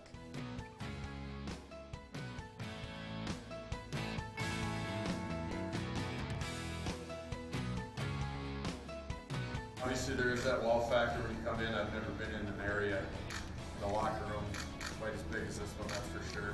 This is the first thing the Oilers will see when they walk in the main door. Here we are in the foyer, and as you can see behind me, there are 5 Stanley Cups, and there's even room to bring another one home. Part of this is the thinking is occasionally when the fans come to visit the players, they can, they can be in the room, but not necessarily get into the deeper aspects of the room. We're now in the equipment room, which is just down the hallway from the foyer. As you can see, there are the retractable equipment shelves here behind me. Unlike Rexall Place, all the equipment is in this room.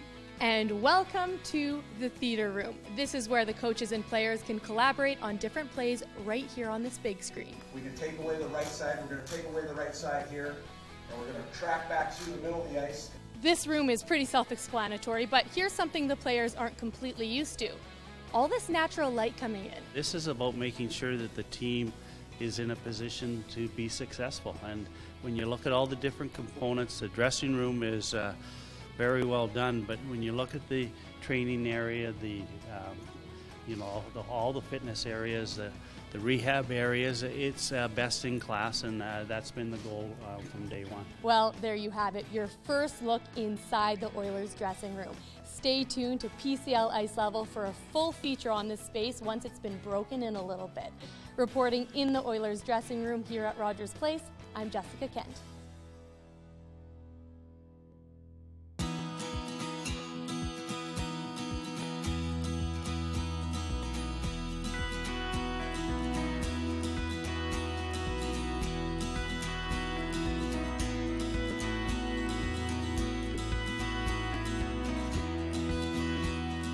Well, the first thing I saw, I was honored enough to be asked to actually to unveil it in '89. I was actually a guest, and a couple of BAs recognized me and said, "Chris, we need an extra set of hands." And I said, "Okay, what am I doing?" I said, "Well, I'll tell you when you get behind the stage." So I got behind the stage, and they said, "Here, this is your job. When they give you the signal, pull on this rope, and you'll be unveiling the statue." I went, "What?" So that's kind of cool.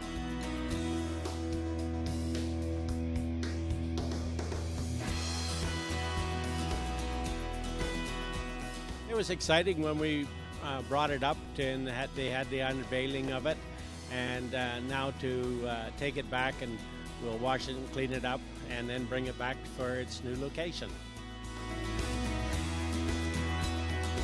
John Weaver did the sculpting, but John has passed away, and we have worked for John Weaver for 40 years, or 43 years. We did this casting for him, and we brought it up and to install it. We're going to take it back and clean it up and bring it back.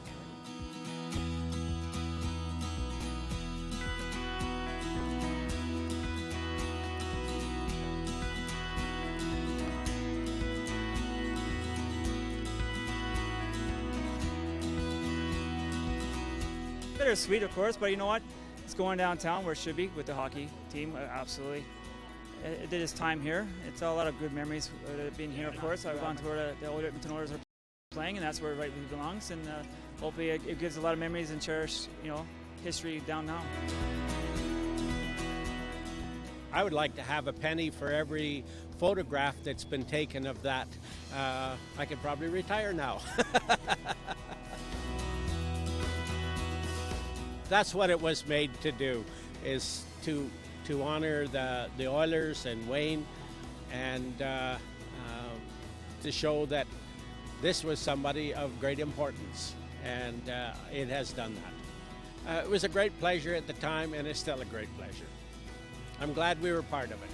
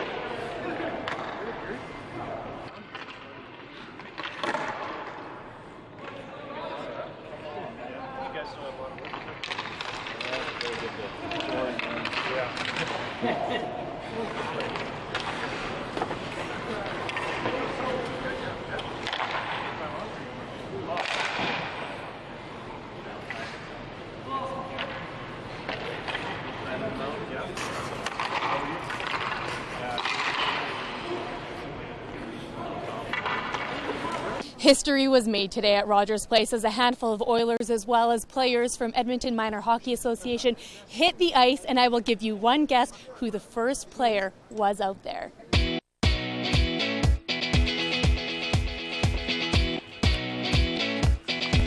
Pretty special to be on the ice and do all that, so I think obviously the building speaks for itself, and can't wait to get going here. Just to come out and get the first skate on this ice is pretty cool. One by one, some of Edmonton's youngest aspiring NHL stars stepped onto the brand new ice. It was really fun and smooth. And is it big? Mm-hmm. Yeah. Skating with the likes of Connor McDavid, Ryan Nugent-Hopkins, Brandon Davidson, just to name a few, and our newly signed goalie Jonas Gustafsson. This arena was built for the Oilers first and foremost, so we wanted the Oilers that were in town to get on it. And then you wanted to make sure that young kids have a dream. They have a dream of putting on the Oilers jersey. Little Carson didn't know this was a historic moment, and when he found out, well, let's just say he was excited. For many of the Oilers, the last time they were in Rogers Place was when it looked like this. I can't wait to play here. I think the fans are going to be great in here. I hope it's loud. So I definitely am looking forward to it. I think everybody's feeling pretty good coming into the year, so it's exciting times right now. The next time you'll see the Oilers hit the ice will be September 26th in their first preseason game, the Battle of Alberta. Reporting here at Rogers Place, I'm Jessica Kent. Many Edmontonians have been watching as Rogers Place has been taking shape the last couple years. Now there's something else they've been keeping their eye on. As you can see, the external signage is going up. It's a major milestone that's really exciting those who walk by. Many are taking photos of the sign. I've even seen some take selfies with it. Looks glorious, magnificent, fantastic, beautiful. I love it. Love it. I watched them go up slowly. It's exciting day for me to watch how it'll go up. Why did you just take a picture? To show it off to everybody. It's a red letter week here in downtown Edmonton. The first sign is up, branding Rogers Place for the world to see. I would say it's a huge milestone. Anything that we can kind of start something like this, conquer a big portion of the project like that is huge for everyone. The letters are each 10 feet tall and 250 pounds. This sign is 60 feet above ground and spans more than 100 feet across. Crews say the process to get the letters up wasn't overly complex, just a little time consuming.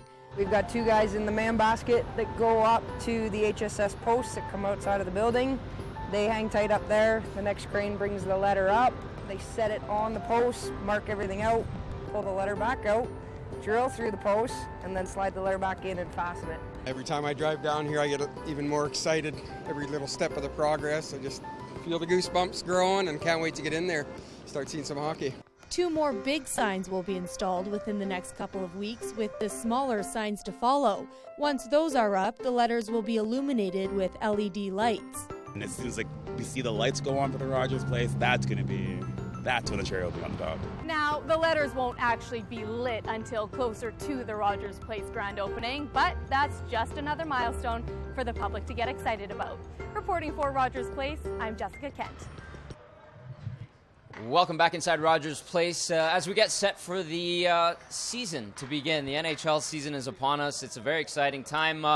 And joining us now from Hockey Night in Canada, the new host, if you will, on the back half of the show. Yes. David Amber, pleasure to have you on our show today, David. Welcome to town and the new building. And beautiful, hey? Yeah, it's not bad. Beautiful. Not bad. You've been around the league a lot. You've been to all kinds of stadiums throughout America. What have you made so far of your visit here? Well, this is spectacular. I walked through here in December, and it was a sort of a bunch of concrete, and you could see the bowl was taking shape. But to be here now to see the final product and how they've lit it up with the T-shirts that are on the seats right now, it looks spectacular. I was just in the Oilers dressing room.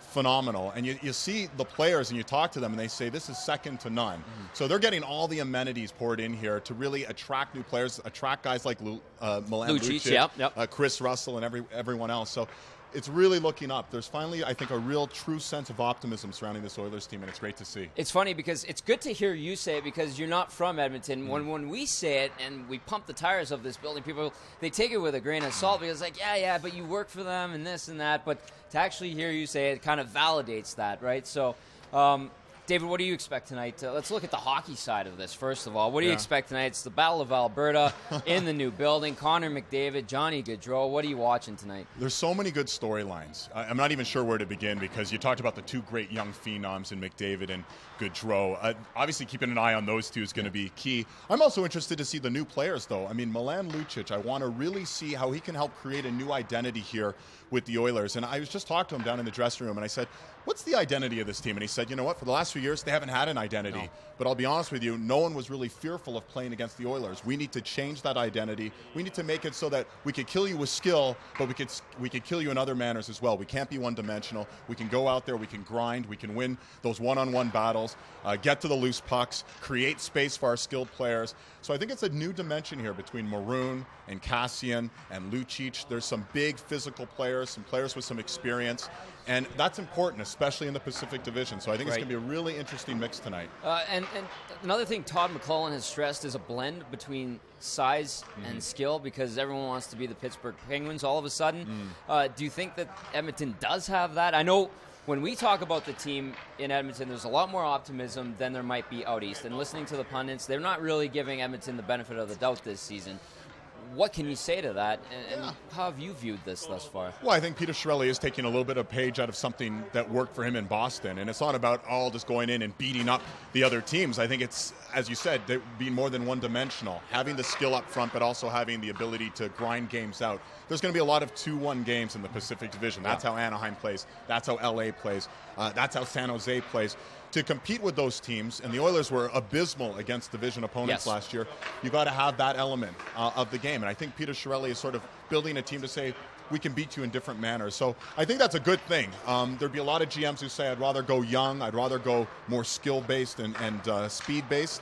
But I think having a combination of the two can't be a bad thing, especially for a team like the Oilers trying to create an identity now. David, finally, the new gig, tell us about it, because we're going to be seeing a lot more of you on Saturday nights. You did a great job with Rogers Broadcast in the past. Just how excited are you, and what are you looking forward to? I'm really excited. I was the Oilers regional broadcaster for the last 2 years, which was a great experience and a great opportunity, and this will be another new experience. And the nice thing about doing the second game on Hockey Night in Canada, Ron McLean will be there to do the first game, but the nice thing about doing the second game is we'll get a lot of the Western Conference games. I mean, that's what it is. It's going to be Calgary, it's going to be Edmonton, it's going to be Vancouver. There'll be the odd Winnipeg game thrown in as well. So I'm looking forward to that, because the Western Conference is such a dynamic blend of players, star players, and kind of a great atmosphere in these rinks as well. So it's going to be really a lot of fun. David, thank you for doing this. Great having you here. Look forward to seeing you on Hockey Night this season. Really appreciate it, Tom. Have a great season. Thank you so much. David Amber. Coming up next, Bob Black.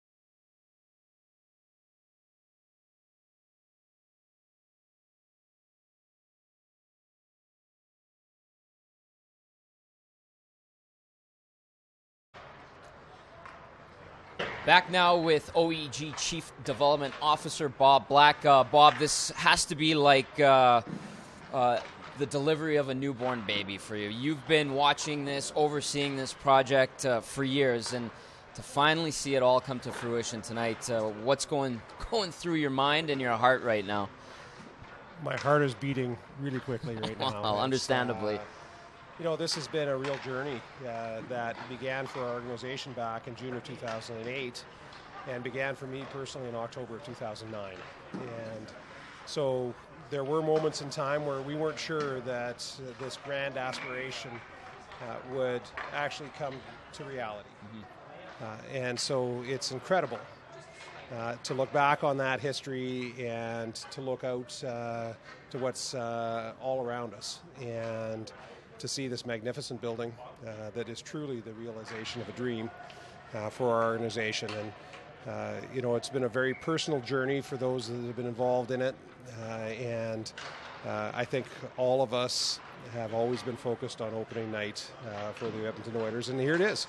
How much pride comes in overseeing this project, and what can you tell the world, because you travel a lot and you talk to a lot of different people when you talk about this facility, because Edmonton always had a facility that was good but just kind of got the job done. Now all of a sudden this thing is a crown jewel, and for you, what do you tell people when they ask you what's so good about this place? Well, addressing first the pride, I'll tell you that there's a tremendous amount of pride to just be involved in this process, and this has been, I referred to earlier, a personal journey. It's been a personal journey for all of us, including Daryl Cates. And this is what you're seeing before you, very much Daryl's vision for what could be accomplished. And he was very personally involved in the design throughout the process. And so what you see here today is really, in a very real way, a realization of a grand vision of his personally. This facility, I think, does set new standards in so many regards. And so I think that will attract a tremendous amount of attention, literally worldwide, and in fact it already has. Right. The aspiration that Daryl had for this facility from the beginning was to build literally the finest arena in the world. And that's no easy feat. It's no easy feat. Right. And there was a tremendous amount of research that went into that in all regards. The research into what had worked well in other arenas around the world, and indeed what had not worked well. The research into how to create, the very best leading edge fan experiences. The research into how to make this building operate seamlessly from a hardcore operations perspective. The research into our local fan base, talking to people about what Edmontonians and Northern Albertans were looking for in an arena. The research into how to get the best bang for our buck, because we had a hard budget on this that we didn't have any flexibility on. Right. And ultimately we got a tremendous value for money in this project, in substantial part because we spent so much time looking at how to be as efficient as we could be in the spending of that money. And so there's a tremendous amount of diligence that went into this, and I think that all those things have contributed very materially to what you see here today. Is it a stretch to say maybe this is the start of a newer Edmonton, a coming of age, if you will, or is that being too cheesy in your mind? Because there's always been this reluctance to really embrace your own city in Edmonton. People have been like that, but talking to friends and all of a sudden it seems like, no, there should be some swagger to the city. Is that maybe part of this? Is this a catalyst in your opinion? I think so. I think that when we set out thinking that Edmonton should aspire to no less than having the best facility in the world. Naturally, right. We were serious about that. And I think that what has happened in part is that some of the reaction has been people walking in here and going, wow, I never thought we'd have this in Edmonton. And there should be no reason why Edmonton shouldn't set its sights on being one of the greatest mid-sized cities in the world. And I think we are seeing a transformation in Edmonton. We're seeing a physical transformation in terms of what's happening in our downtown, where it is transforming before our very eyes.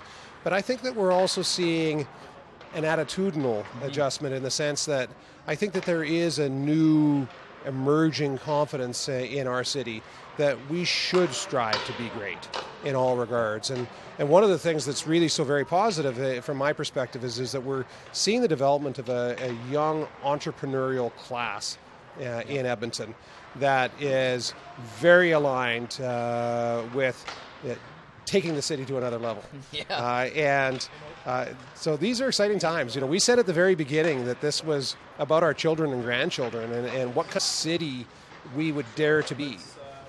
And so it's with a tremendous amount of gratification that I hear those kind of things and have those kind of conversations with people, because I do think that there is a new confidence that is emerging here in our core that will permeate throughout the city. And I think that good enough is no longer going to be good enough in Edmonton. Right. And that we're going to hold development to a different level or standard. Yeah. And I think that this arena is really the start of that. Bob, real quick, because I know you're busy, you got a big day ahead of you. What is the fan getting? Because the majority of the patrons will be fans coming and seeing hockey games or concerts and other events. What is the fan getting when they come to this building? A tremendous amount of attention to detail in terms of the fan experience. I will say to you that one of the really significant guiding principles in our design process was to create great fan experiences for every ticketed patron. And so the number and nature of the amenities throughout this building and the accessibility to great amenities for every fan in the building was something that was really important to us. The fact that we have a full upper concourse with great neighborhoods in the upper bowl is part of that. But it's only part of it in the sense that, we spent a lot of time within our group and consulting with experts to really take that fan experience to a different level, and it impacts on the strategies with respect to everything. How to get in and out of the building, the proximity of amenities to the different seating areas. That was always something that when we were designing this building that we spent a lot of time focusing attention on. Bob, it's a very special day for the city, for yourself, for everyone involved with this mega project. Thank you so much for doing this. Always appreciate chatting with you. Absolutely my pleasure, and it's going to be a great evening. We talk at OEG about I remember moments, and they just keep on coming one after another for me. I'll say very plainly that there's been so many indelible moments already in this process. Tonight promises to be that really, really special I remember moment that I will hang on to for the rest of my days. Enjoy it tonight, Bob. Bob Black, Chief Development Officer for OEG. As we take a look at premium seating here at Rogers Place. First couple of hockey games at Rogers Place have been absolutely electric. Fans are just starting to get an idea of what Rogers Place is all about and all it has to offer. If you've sat in the upper or lower bowl, you may have looked around and wondered about the other levels at Rogers Place, the premium areas that aren't only new to Edmonton, but a first for many arenas around the league. From the Scotiabank Suites and Loge level to the theater boxes and the Sky Lounge. Did you know you can actually rent these spaces to personalize your experience? Colorful lights dance across the ceiling in the Sky Lounge. It's the bird's eye view here at Rogers Place, VIP style. It's impressive. I like the exclusive club feeling and what it entails, what it comes with. Pretty amazing. This is unbelievable. Yeah, it's beautiful. The Sky Lounge features a full-service bar, in-seat beverage service, and all-inclusive food. It's nice. There's absolutely no lines for anything at all. The food is amazing. The service is great. It's pretty cool.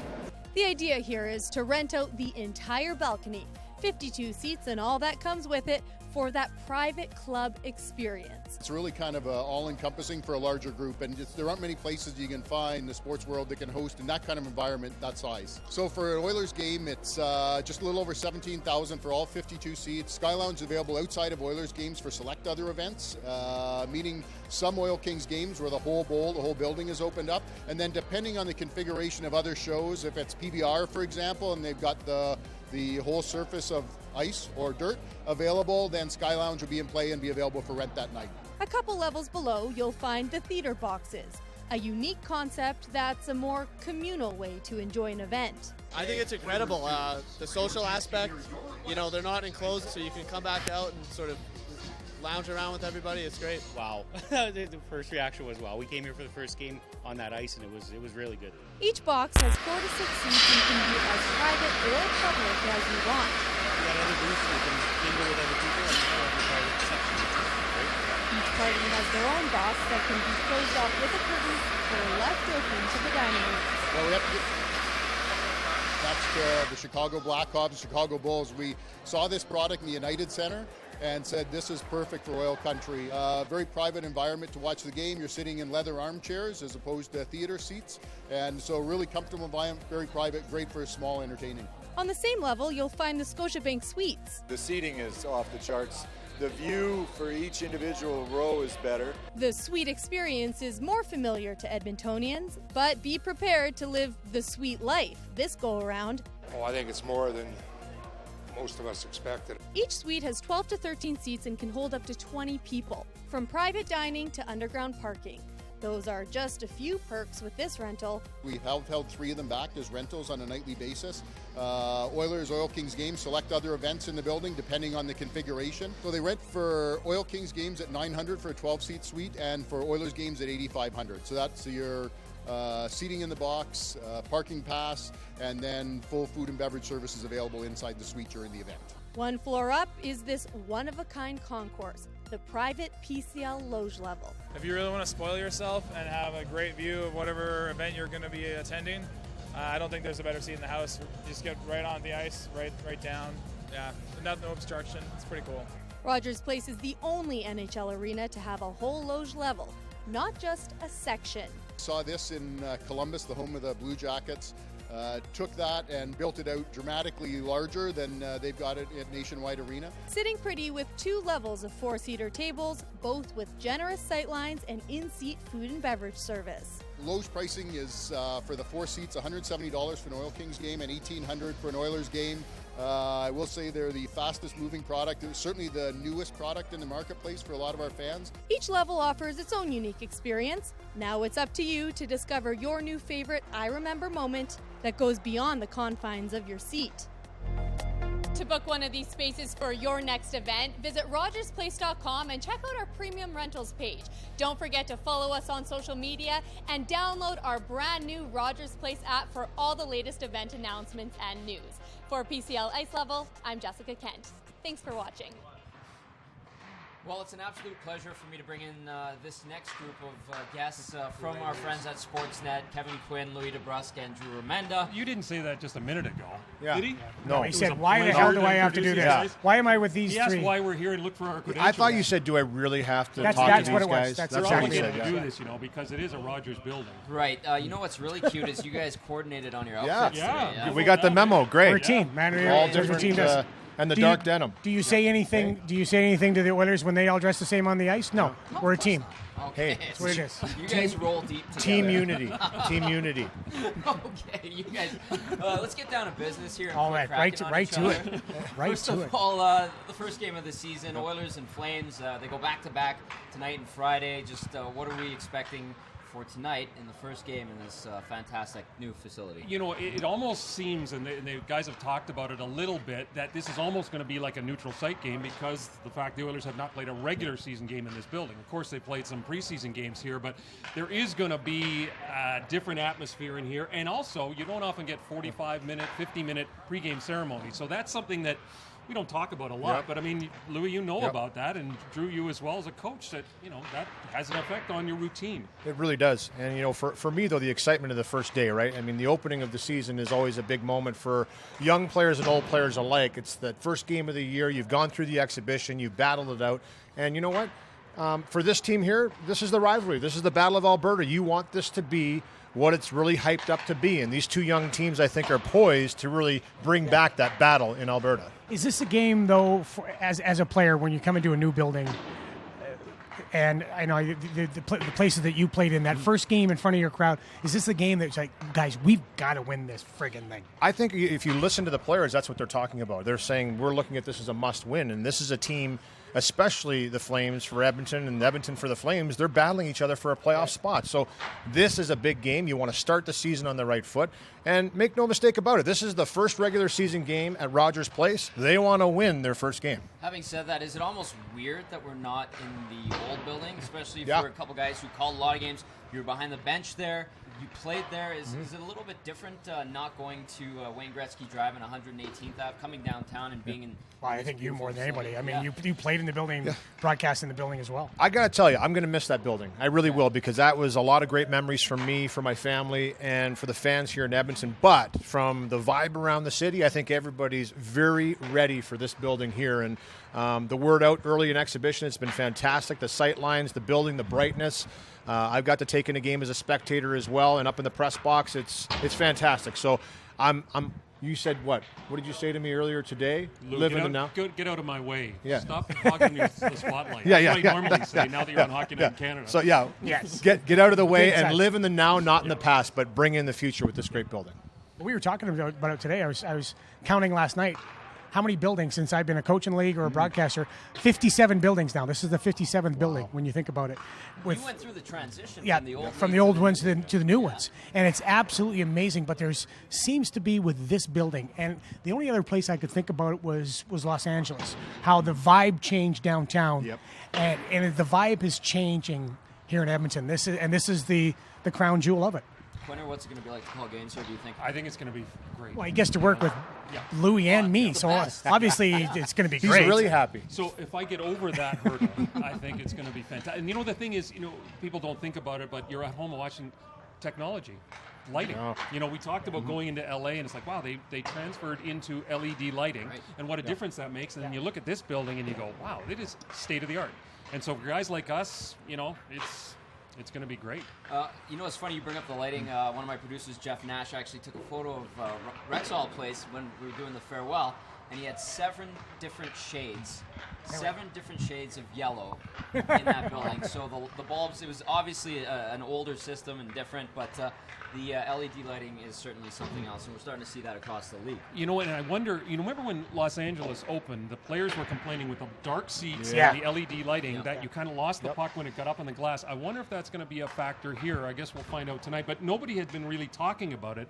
People have been talking about the ice sort of curing and also the lively boards. So maybe that becomes home ice advantage too, is the ability to play that shot wide and get a great kick. And I will say San Jose, another building, that dark background up against the glass too. And for a player, it's not as effective, or it doesn't affect you as much once the people are in the seats. But when it is empty, the warm-up, when you're coming up, that puck goes off the glass and gets up into that dark space, trying to find it. Yeah. It does really make a difference. But I think nowadays, one of the other things here, the seamless glass, people love that. For viewing, players love that. For the bounces off, for the bounces off the boards as well are a little bit more accurate. Listen, this is state of the art. This is what the players are getting used to playing in the National Hockey League, and now the Edmonton Oilers have a home they can be really proud of and want to make their own by winning some games here. Okay, the building's one thing. It's a huge thing, obviously, but when the puck drops and this team gets going for real, guys, obviously we want to see a lot of improvement in this team, because you don't want to see another 29th place finish. And where are you expecting this team to go? I know that's loaded. Is it baby steps? Is it incremental? Or can they surprise some people because of the additions and the second year of Todd McLellan and his staff? Where do you see this thing going? Well, for me, what I wanted to see last year was health. I wanted to see Connor McDavid play an entire season. I wanted to see Oscar Klefbom play an entire season. I want to see Ryan Nugent-Hopkins and Jordan Eberle also playing. So I think that every team suffers injuries, but if the Edmonton Oilers can stay healthy, I think they give themselves a fighting chance to be one of those teams. We've talked about how difficult it is in the West, and especially in the Pacific. If everybody is correct, then 5 teams come out of the Central, so you're battling for 3 spots. Right. And that's going to make it even harder. But the thing that they've got to do is you've got to win games in your division. And it starts with winning games at home. And the schedule in October, you look at it, and it's like, wow, they stay in Canada the entire month. They've got 3 games on the road, so you got to make this place a tough place to play, because in November, you're hitting the road. It seems a little crazy, the first game of the season, you're talking about playoffs already. Mm-hmm.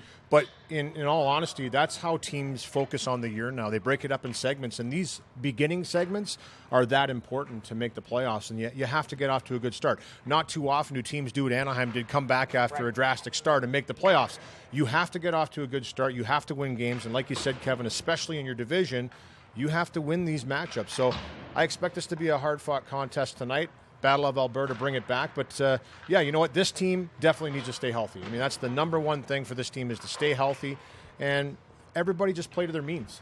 Play to their abilities. Don't even have to overachieve, I would say. Just play to their abilities, and I think they'll have a good chance of making the playoffs. True. You know Todd McLellan well from your days in San Jose, and you guys are both Saskatoon guys. How does he break down a season? What's his philosophy going into a year like that? He does do it in segments. Yeah. But Todd is, to me, amazing in the way that he is one of the few coaches that I've ever been around that can think as big picture as he does. But then at the same time, stay in the moment, stay working on the task at hand, and try to keep his players there. He talked yesterday and mentioned about the 45 goals. They got to find 45 goals somewhere. Taking away 45, adding 45, but they've got to change that. That's the kind of thing he thinks about. You've seen him carry around that little notebook. That notebook's amazing with the wealth of information that he just jots down when he thinks of something, and then this is what we've got to attack, this is what we've got to attack, this is what our third or fourth line has to do. Todd is a deep thinker.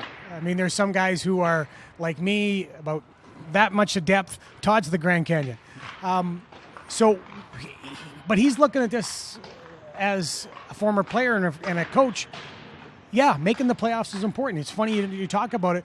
When I worked for Kevin Constantine, he walked in the first meeting on training camp day and said, hey, we're here to make the playoffs. We had just lost 71 games the year before. I'm sitting as assistant coach beside Igor Larionov and Sergei Makarov. Igor turns and looks at me and goes, I thought I was playing for the Sharks now.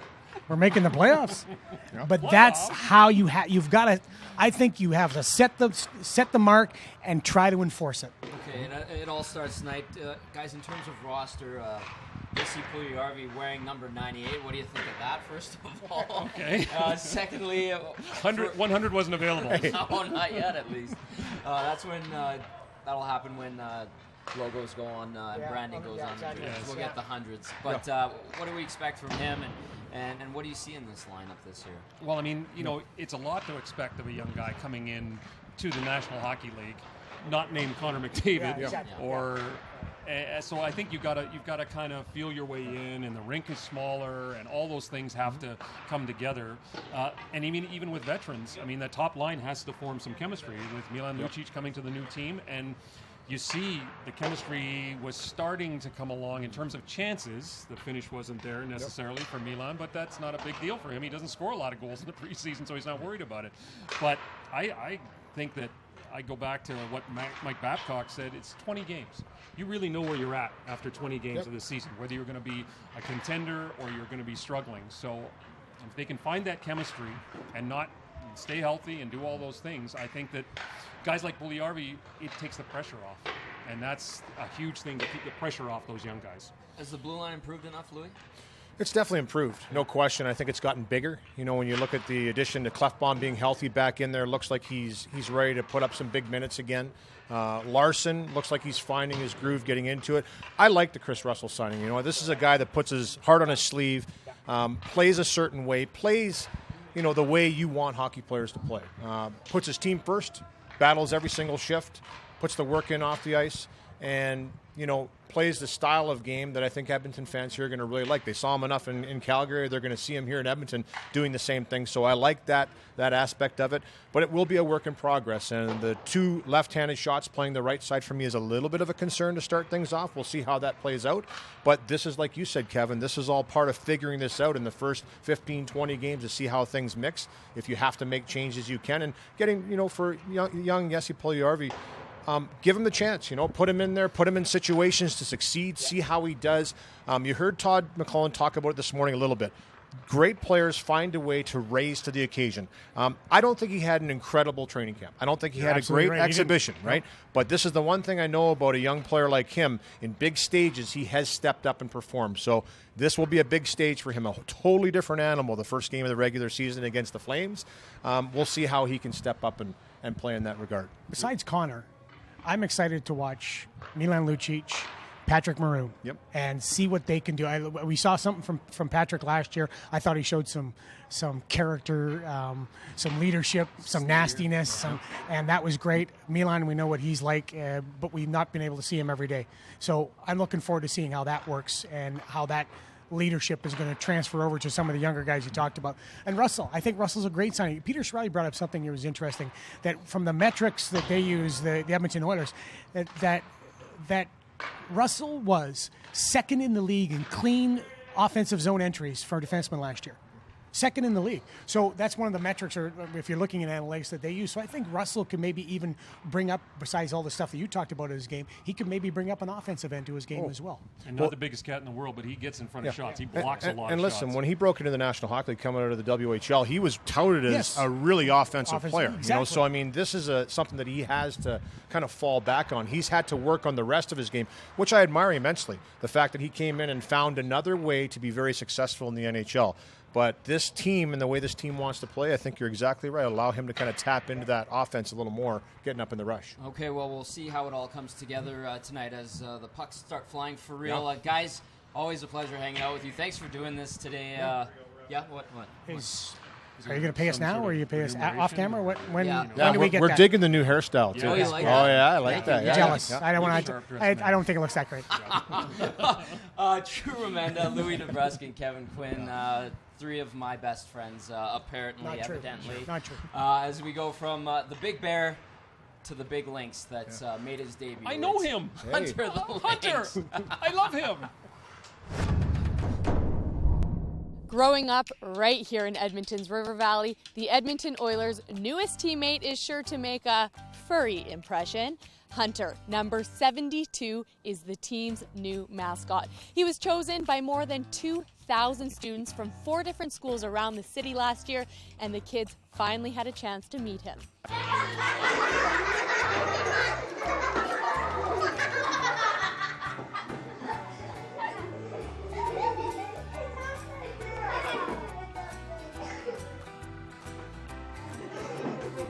He's good. Why? Because he's funny.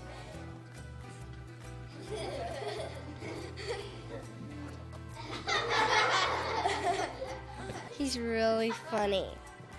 Like, I didn't expect any mascot to be as funny as that. He's like jumping around, he's dancing, he's crazy. He's dancing, doing the whip and nae-nae. I like him. 4 schools participated in actually voting for the mascot. We had 5 mascot choices, and we had them rate what their first, second, and third choice was. And Hunter, our Lynx mascot, was overwhelmingly the winner. So regardless of whether you were in kindergarten or grade 9, regardless of whether you were a boy or a girl, this was it. He was the clear-cut winner. I voted for the Lynx. And what do you think? It's good. Yeah, it's great. Yeah, I didn't vote for the Lynx, but I think he's way cooler than the other ones. I think Hunter's the kind of character that he brings out the best in the kids, lots of laughter, and it was great to be able to have a chance to give a bit of input. Wild Bill Hunter was the first owner of the Edmonton Oilers in 1972, so Hunter felt like such a fitting name, and so you'll notice that Hunter's number is 72. Hunter, it's like, that's a really cool name.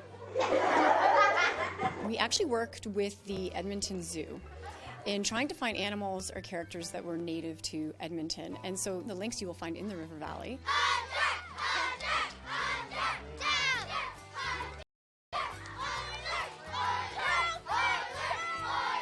One little girl said, I can't wait to go to games and see him. And so I think it'll just bring that element of fun. As you can see, there's lots of humor going on. It's a great way to just be part of the big hockey scene.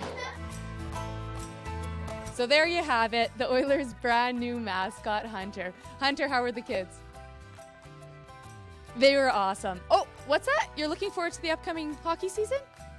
Absolutely. So you can find Hunter around the community at different events as well as every single Oilers game. For Oilers TV, I'm Jessica Kent and this is Hunter.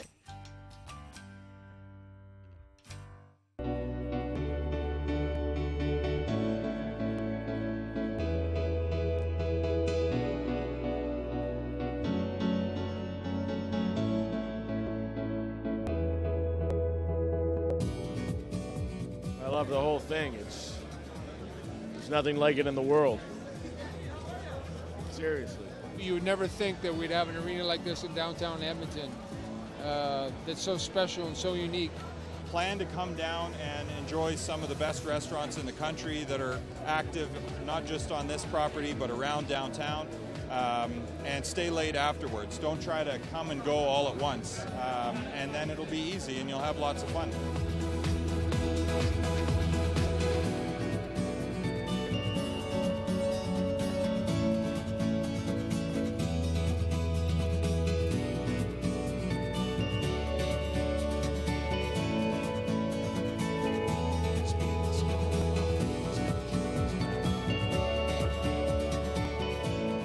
Very proud of what everyone's accomplished together. All of our the amount of work that went into this, the resources, the people, the time. really required, it was an enormous undertaking to see it all come together like this. Exhilarating, I'm proud, for the city, for everybody all of our employees who work so hard for this day, it's really fulfilling.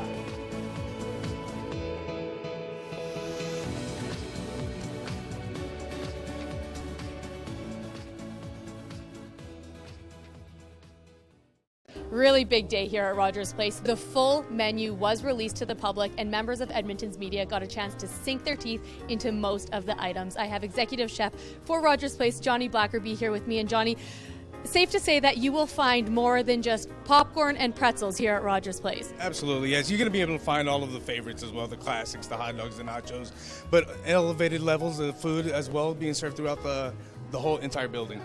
Here's some examples that we had for sampling for the media today from our curry cart. We've got our classic Edmonton favorite butter chicken that we're going to be doing in-house over here, composed with rice, the butter chicken, vegetables, garnish, everything's on there. Vegetarian curry option as well with the rice, a potato curry stew in there with masala, and an Asian curry, red Thai chicken curry on there as well. So lots of different flavors, lots of favorite Edmonton flavors from the butter chicken, and elevated foods throughout, not just your pretzel and your beer, like you said. Well, exactly. And when was the last time you saw a curry dish at an arena? I want to go to one of my personal favorites, a burger. This is the Bobby Nix burger. You created this with Oilers CEO and Vice Chairman Bob Nicholson. Here we are, the Bobby Nix signature burger. Let's have a look. I had a lot of fun with Mr. Nicholson creating the burger. We put everything you could think out of in front of him, different cheeses, different burgers, different kinds of breads, spreads, pickles, jalapeno, everything. So we went through different kinds. He tried different cheeses, different buns. We came up with the Bob Nicholson signature burger. Yeah, it's a fan favorite. It's loaded with fresh vegetables, Alberta beef. We get the bread locally from Edmonton as well. It's a fresh brioche bun as well. So it's a signature item that Mr. Nicholson put together himself. A little hint of spice there with the jalapenos. You see, we have the River City Bison burger here. Okay, this is one of my favorite items, the potato tautine. Tautine, yes, ma'am. So we took a riff off of the poutine that's local to Canada and Edmonton, of course, and we had some fun with it. We're doing tater tots with it. It's still going to have your classic cheese curds, the gravy on there, some garnish and some fresh onions on there to give it some freshness as well. But just had some fun off the poutine and did a tautine, tater tots on there. It's a beautiful dish. It is a beautiful dish. Yeah, it's nice and crispy with those tater tots. Pulled pork sandwich here, porchetta sandwich. Johnny, let's talk about why does an arena need such gourmet food? Food is special to every special occasion, right? If you have a birthday, you have your cake. If you have Thanksgivings, you have your holiday foods. Special occasions call for special foods. It brings family around. That's what we are at Rogers Place. We need to have special foods to kind of tie us all together. Now, there are over 80 concession food items, 5 kitchens here at Rogers Place. This is going to be a spot where you can just come from work, grab a bite to eat, and you'll be satisfied with anything you get. Absolutely. No need to stop anywhere else on the way here. You'll be able to find whatever you are craving right when you get off to work, whether it be a full meal or whether it be just something to snack on. And you can get, like we said, we saw the curries. You can get Asian-inspired dish, Indian-inspired dish. And absolutely kids' foods, everything that you want. And now I know a lot of people are asking about gluten-free options. Is that doable? Yes, we have gluten-free options as well, snacks, other items. We're working on getting some other ones as well, too. Very nice. Well, Johnny, thank you so much. And if you want to look at the full menu, just visit our website, rogersplace.com, for more information on that. Happy eating, Edmonton. With Mark Giordano in the Calgary Flames dressing room here at Rogers Place. And Mark, first off, I imagine your opening night includes a plan to spoil the party. Yeah, we know what's coming. I think there's going to be a lot of excitement in the building. It's a big game. It's going to be a fun game to play in. And, anytime I think you go into another team's building for that opener, you try and get something good to happen early to sort of stall their momentum. So that's what we'll try to do tonight. Well, and that's the old cliche is, weather the storm. But this club is not constructed to weather the storm. It's kind of constructed to play on their toes. Is that kind of your plan tonight, is go ahead and attack and not worry about weathering any particular storm? Yeah, exactly. I think you sit back against this team, they have way too much speed and skill. They'll make you pay. So we'll try and counterpunch and make something good happen for us early on in the game, and hopefully that settles everything down. You've got plenty of speed and skill in your lineup, and you just got a key piece back. What did that do for everyone with Johnny Gaudreau back in the room? I think it's a big sense of relief. I think there's no secret he's our most dynamic player, our best offensive player. So to get him back, it improves a lot of areas of our game. And, him and Monty have that chemistry, which is huge. So it's nice to see them together. Mark, I'm not asking you to disrespect previous teammates, but the man to my left, Brian Elliott, and his counterpart, Chad Johnson, what have they done for your room in terms of bringing the goaltending credentials they do? I think it's calmed everything down. I think you have that confidence as a team. I think there's no secret. Goaltending is the #1 position in the league. And it hurt your special teams last year, too. Yeah, well, I think it was just our game in general, too. I think you can't fault one or two guys, but I think the things we're doing, we're going to try and eliminate some of those grade A chances we're giving up. But when you do, it's nice and calming to have those guys back there for sure. That's Mark Giordano, the captain of the Calgary Flames, coming off a 56-point year. He and the Flames get ready for the 8:45 face-off tonight. Back to you, Tom. That was Oilers radio play-by-play man Jack Michaels with Flames captain Mark Giordano. As we get set to open up this building, the Oilers and Flames, the Battle of Alberta, for the first time at Rogers Place. It's going to be an eventful day full of all kinds of festivities and hoopla and all the special guests a heart desires in this city, especially when it comes to hockey. Want to keep you informed that if you're coming down for the game, come early. The ceremony for tonight starts at 7:45. Puck drop is 8:45. Now, Ford Hall opens up at 4 p.m., and there's a Molson Canadian Hockey House. You don't need a ticket to get in. You can watch all of the ceremony in the game on the big screen in Ford Hall. It's a big open space. It's a fantastic plaza, great view of a huge screen. So if you want to come and do that, you're more than welcome to. Doors to the arena open at 5 p.m. And then we want to let you know that the Wayne Gretzky statue unveiling will be happening around roughly 1 o'clock. We'll, of course, live stream that for you right here on Oilers TV and EdmontonOilers.com. We thank you for tuning in to this special Oilers TV live presentation.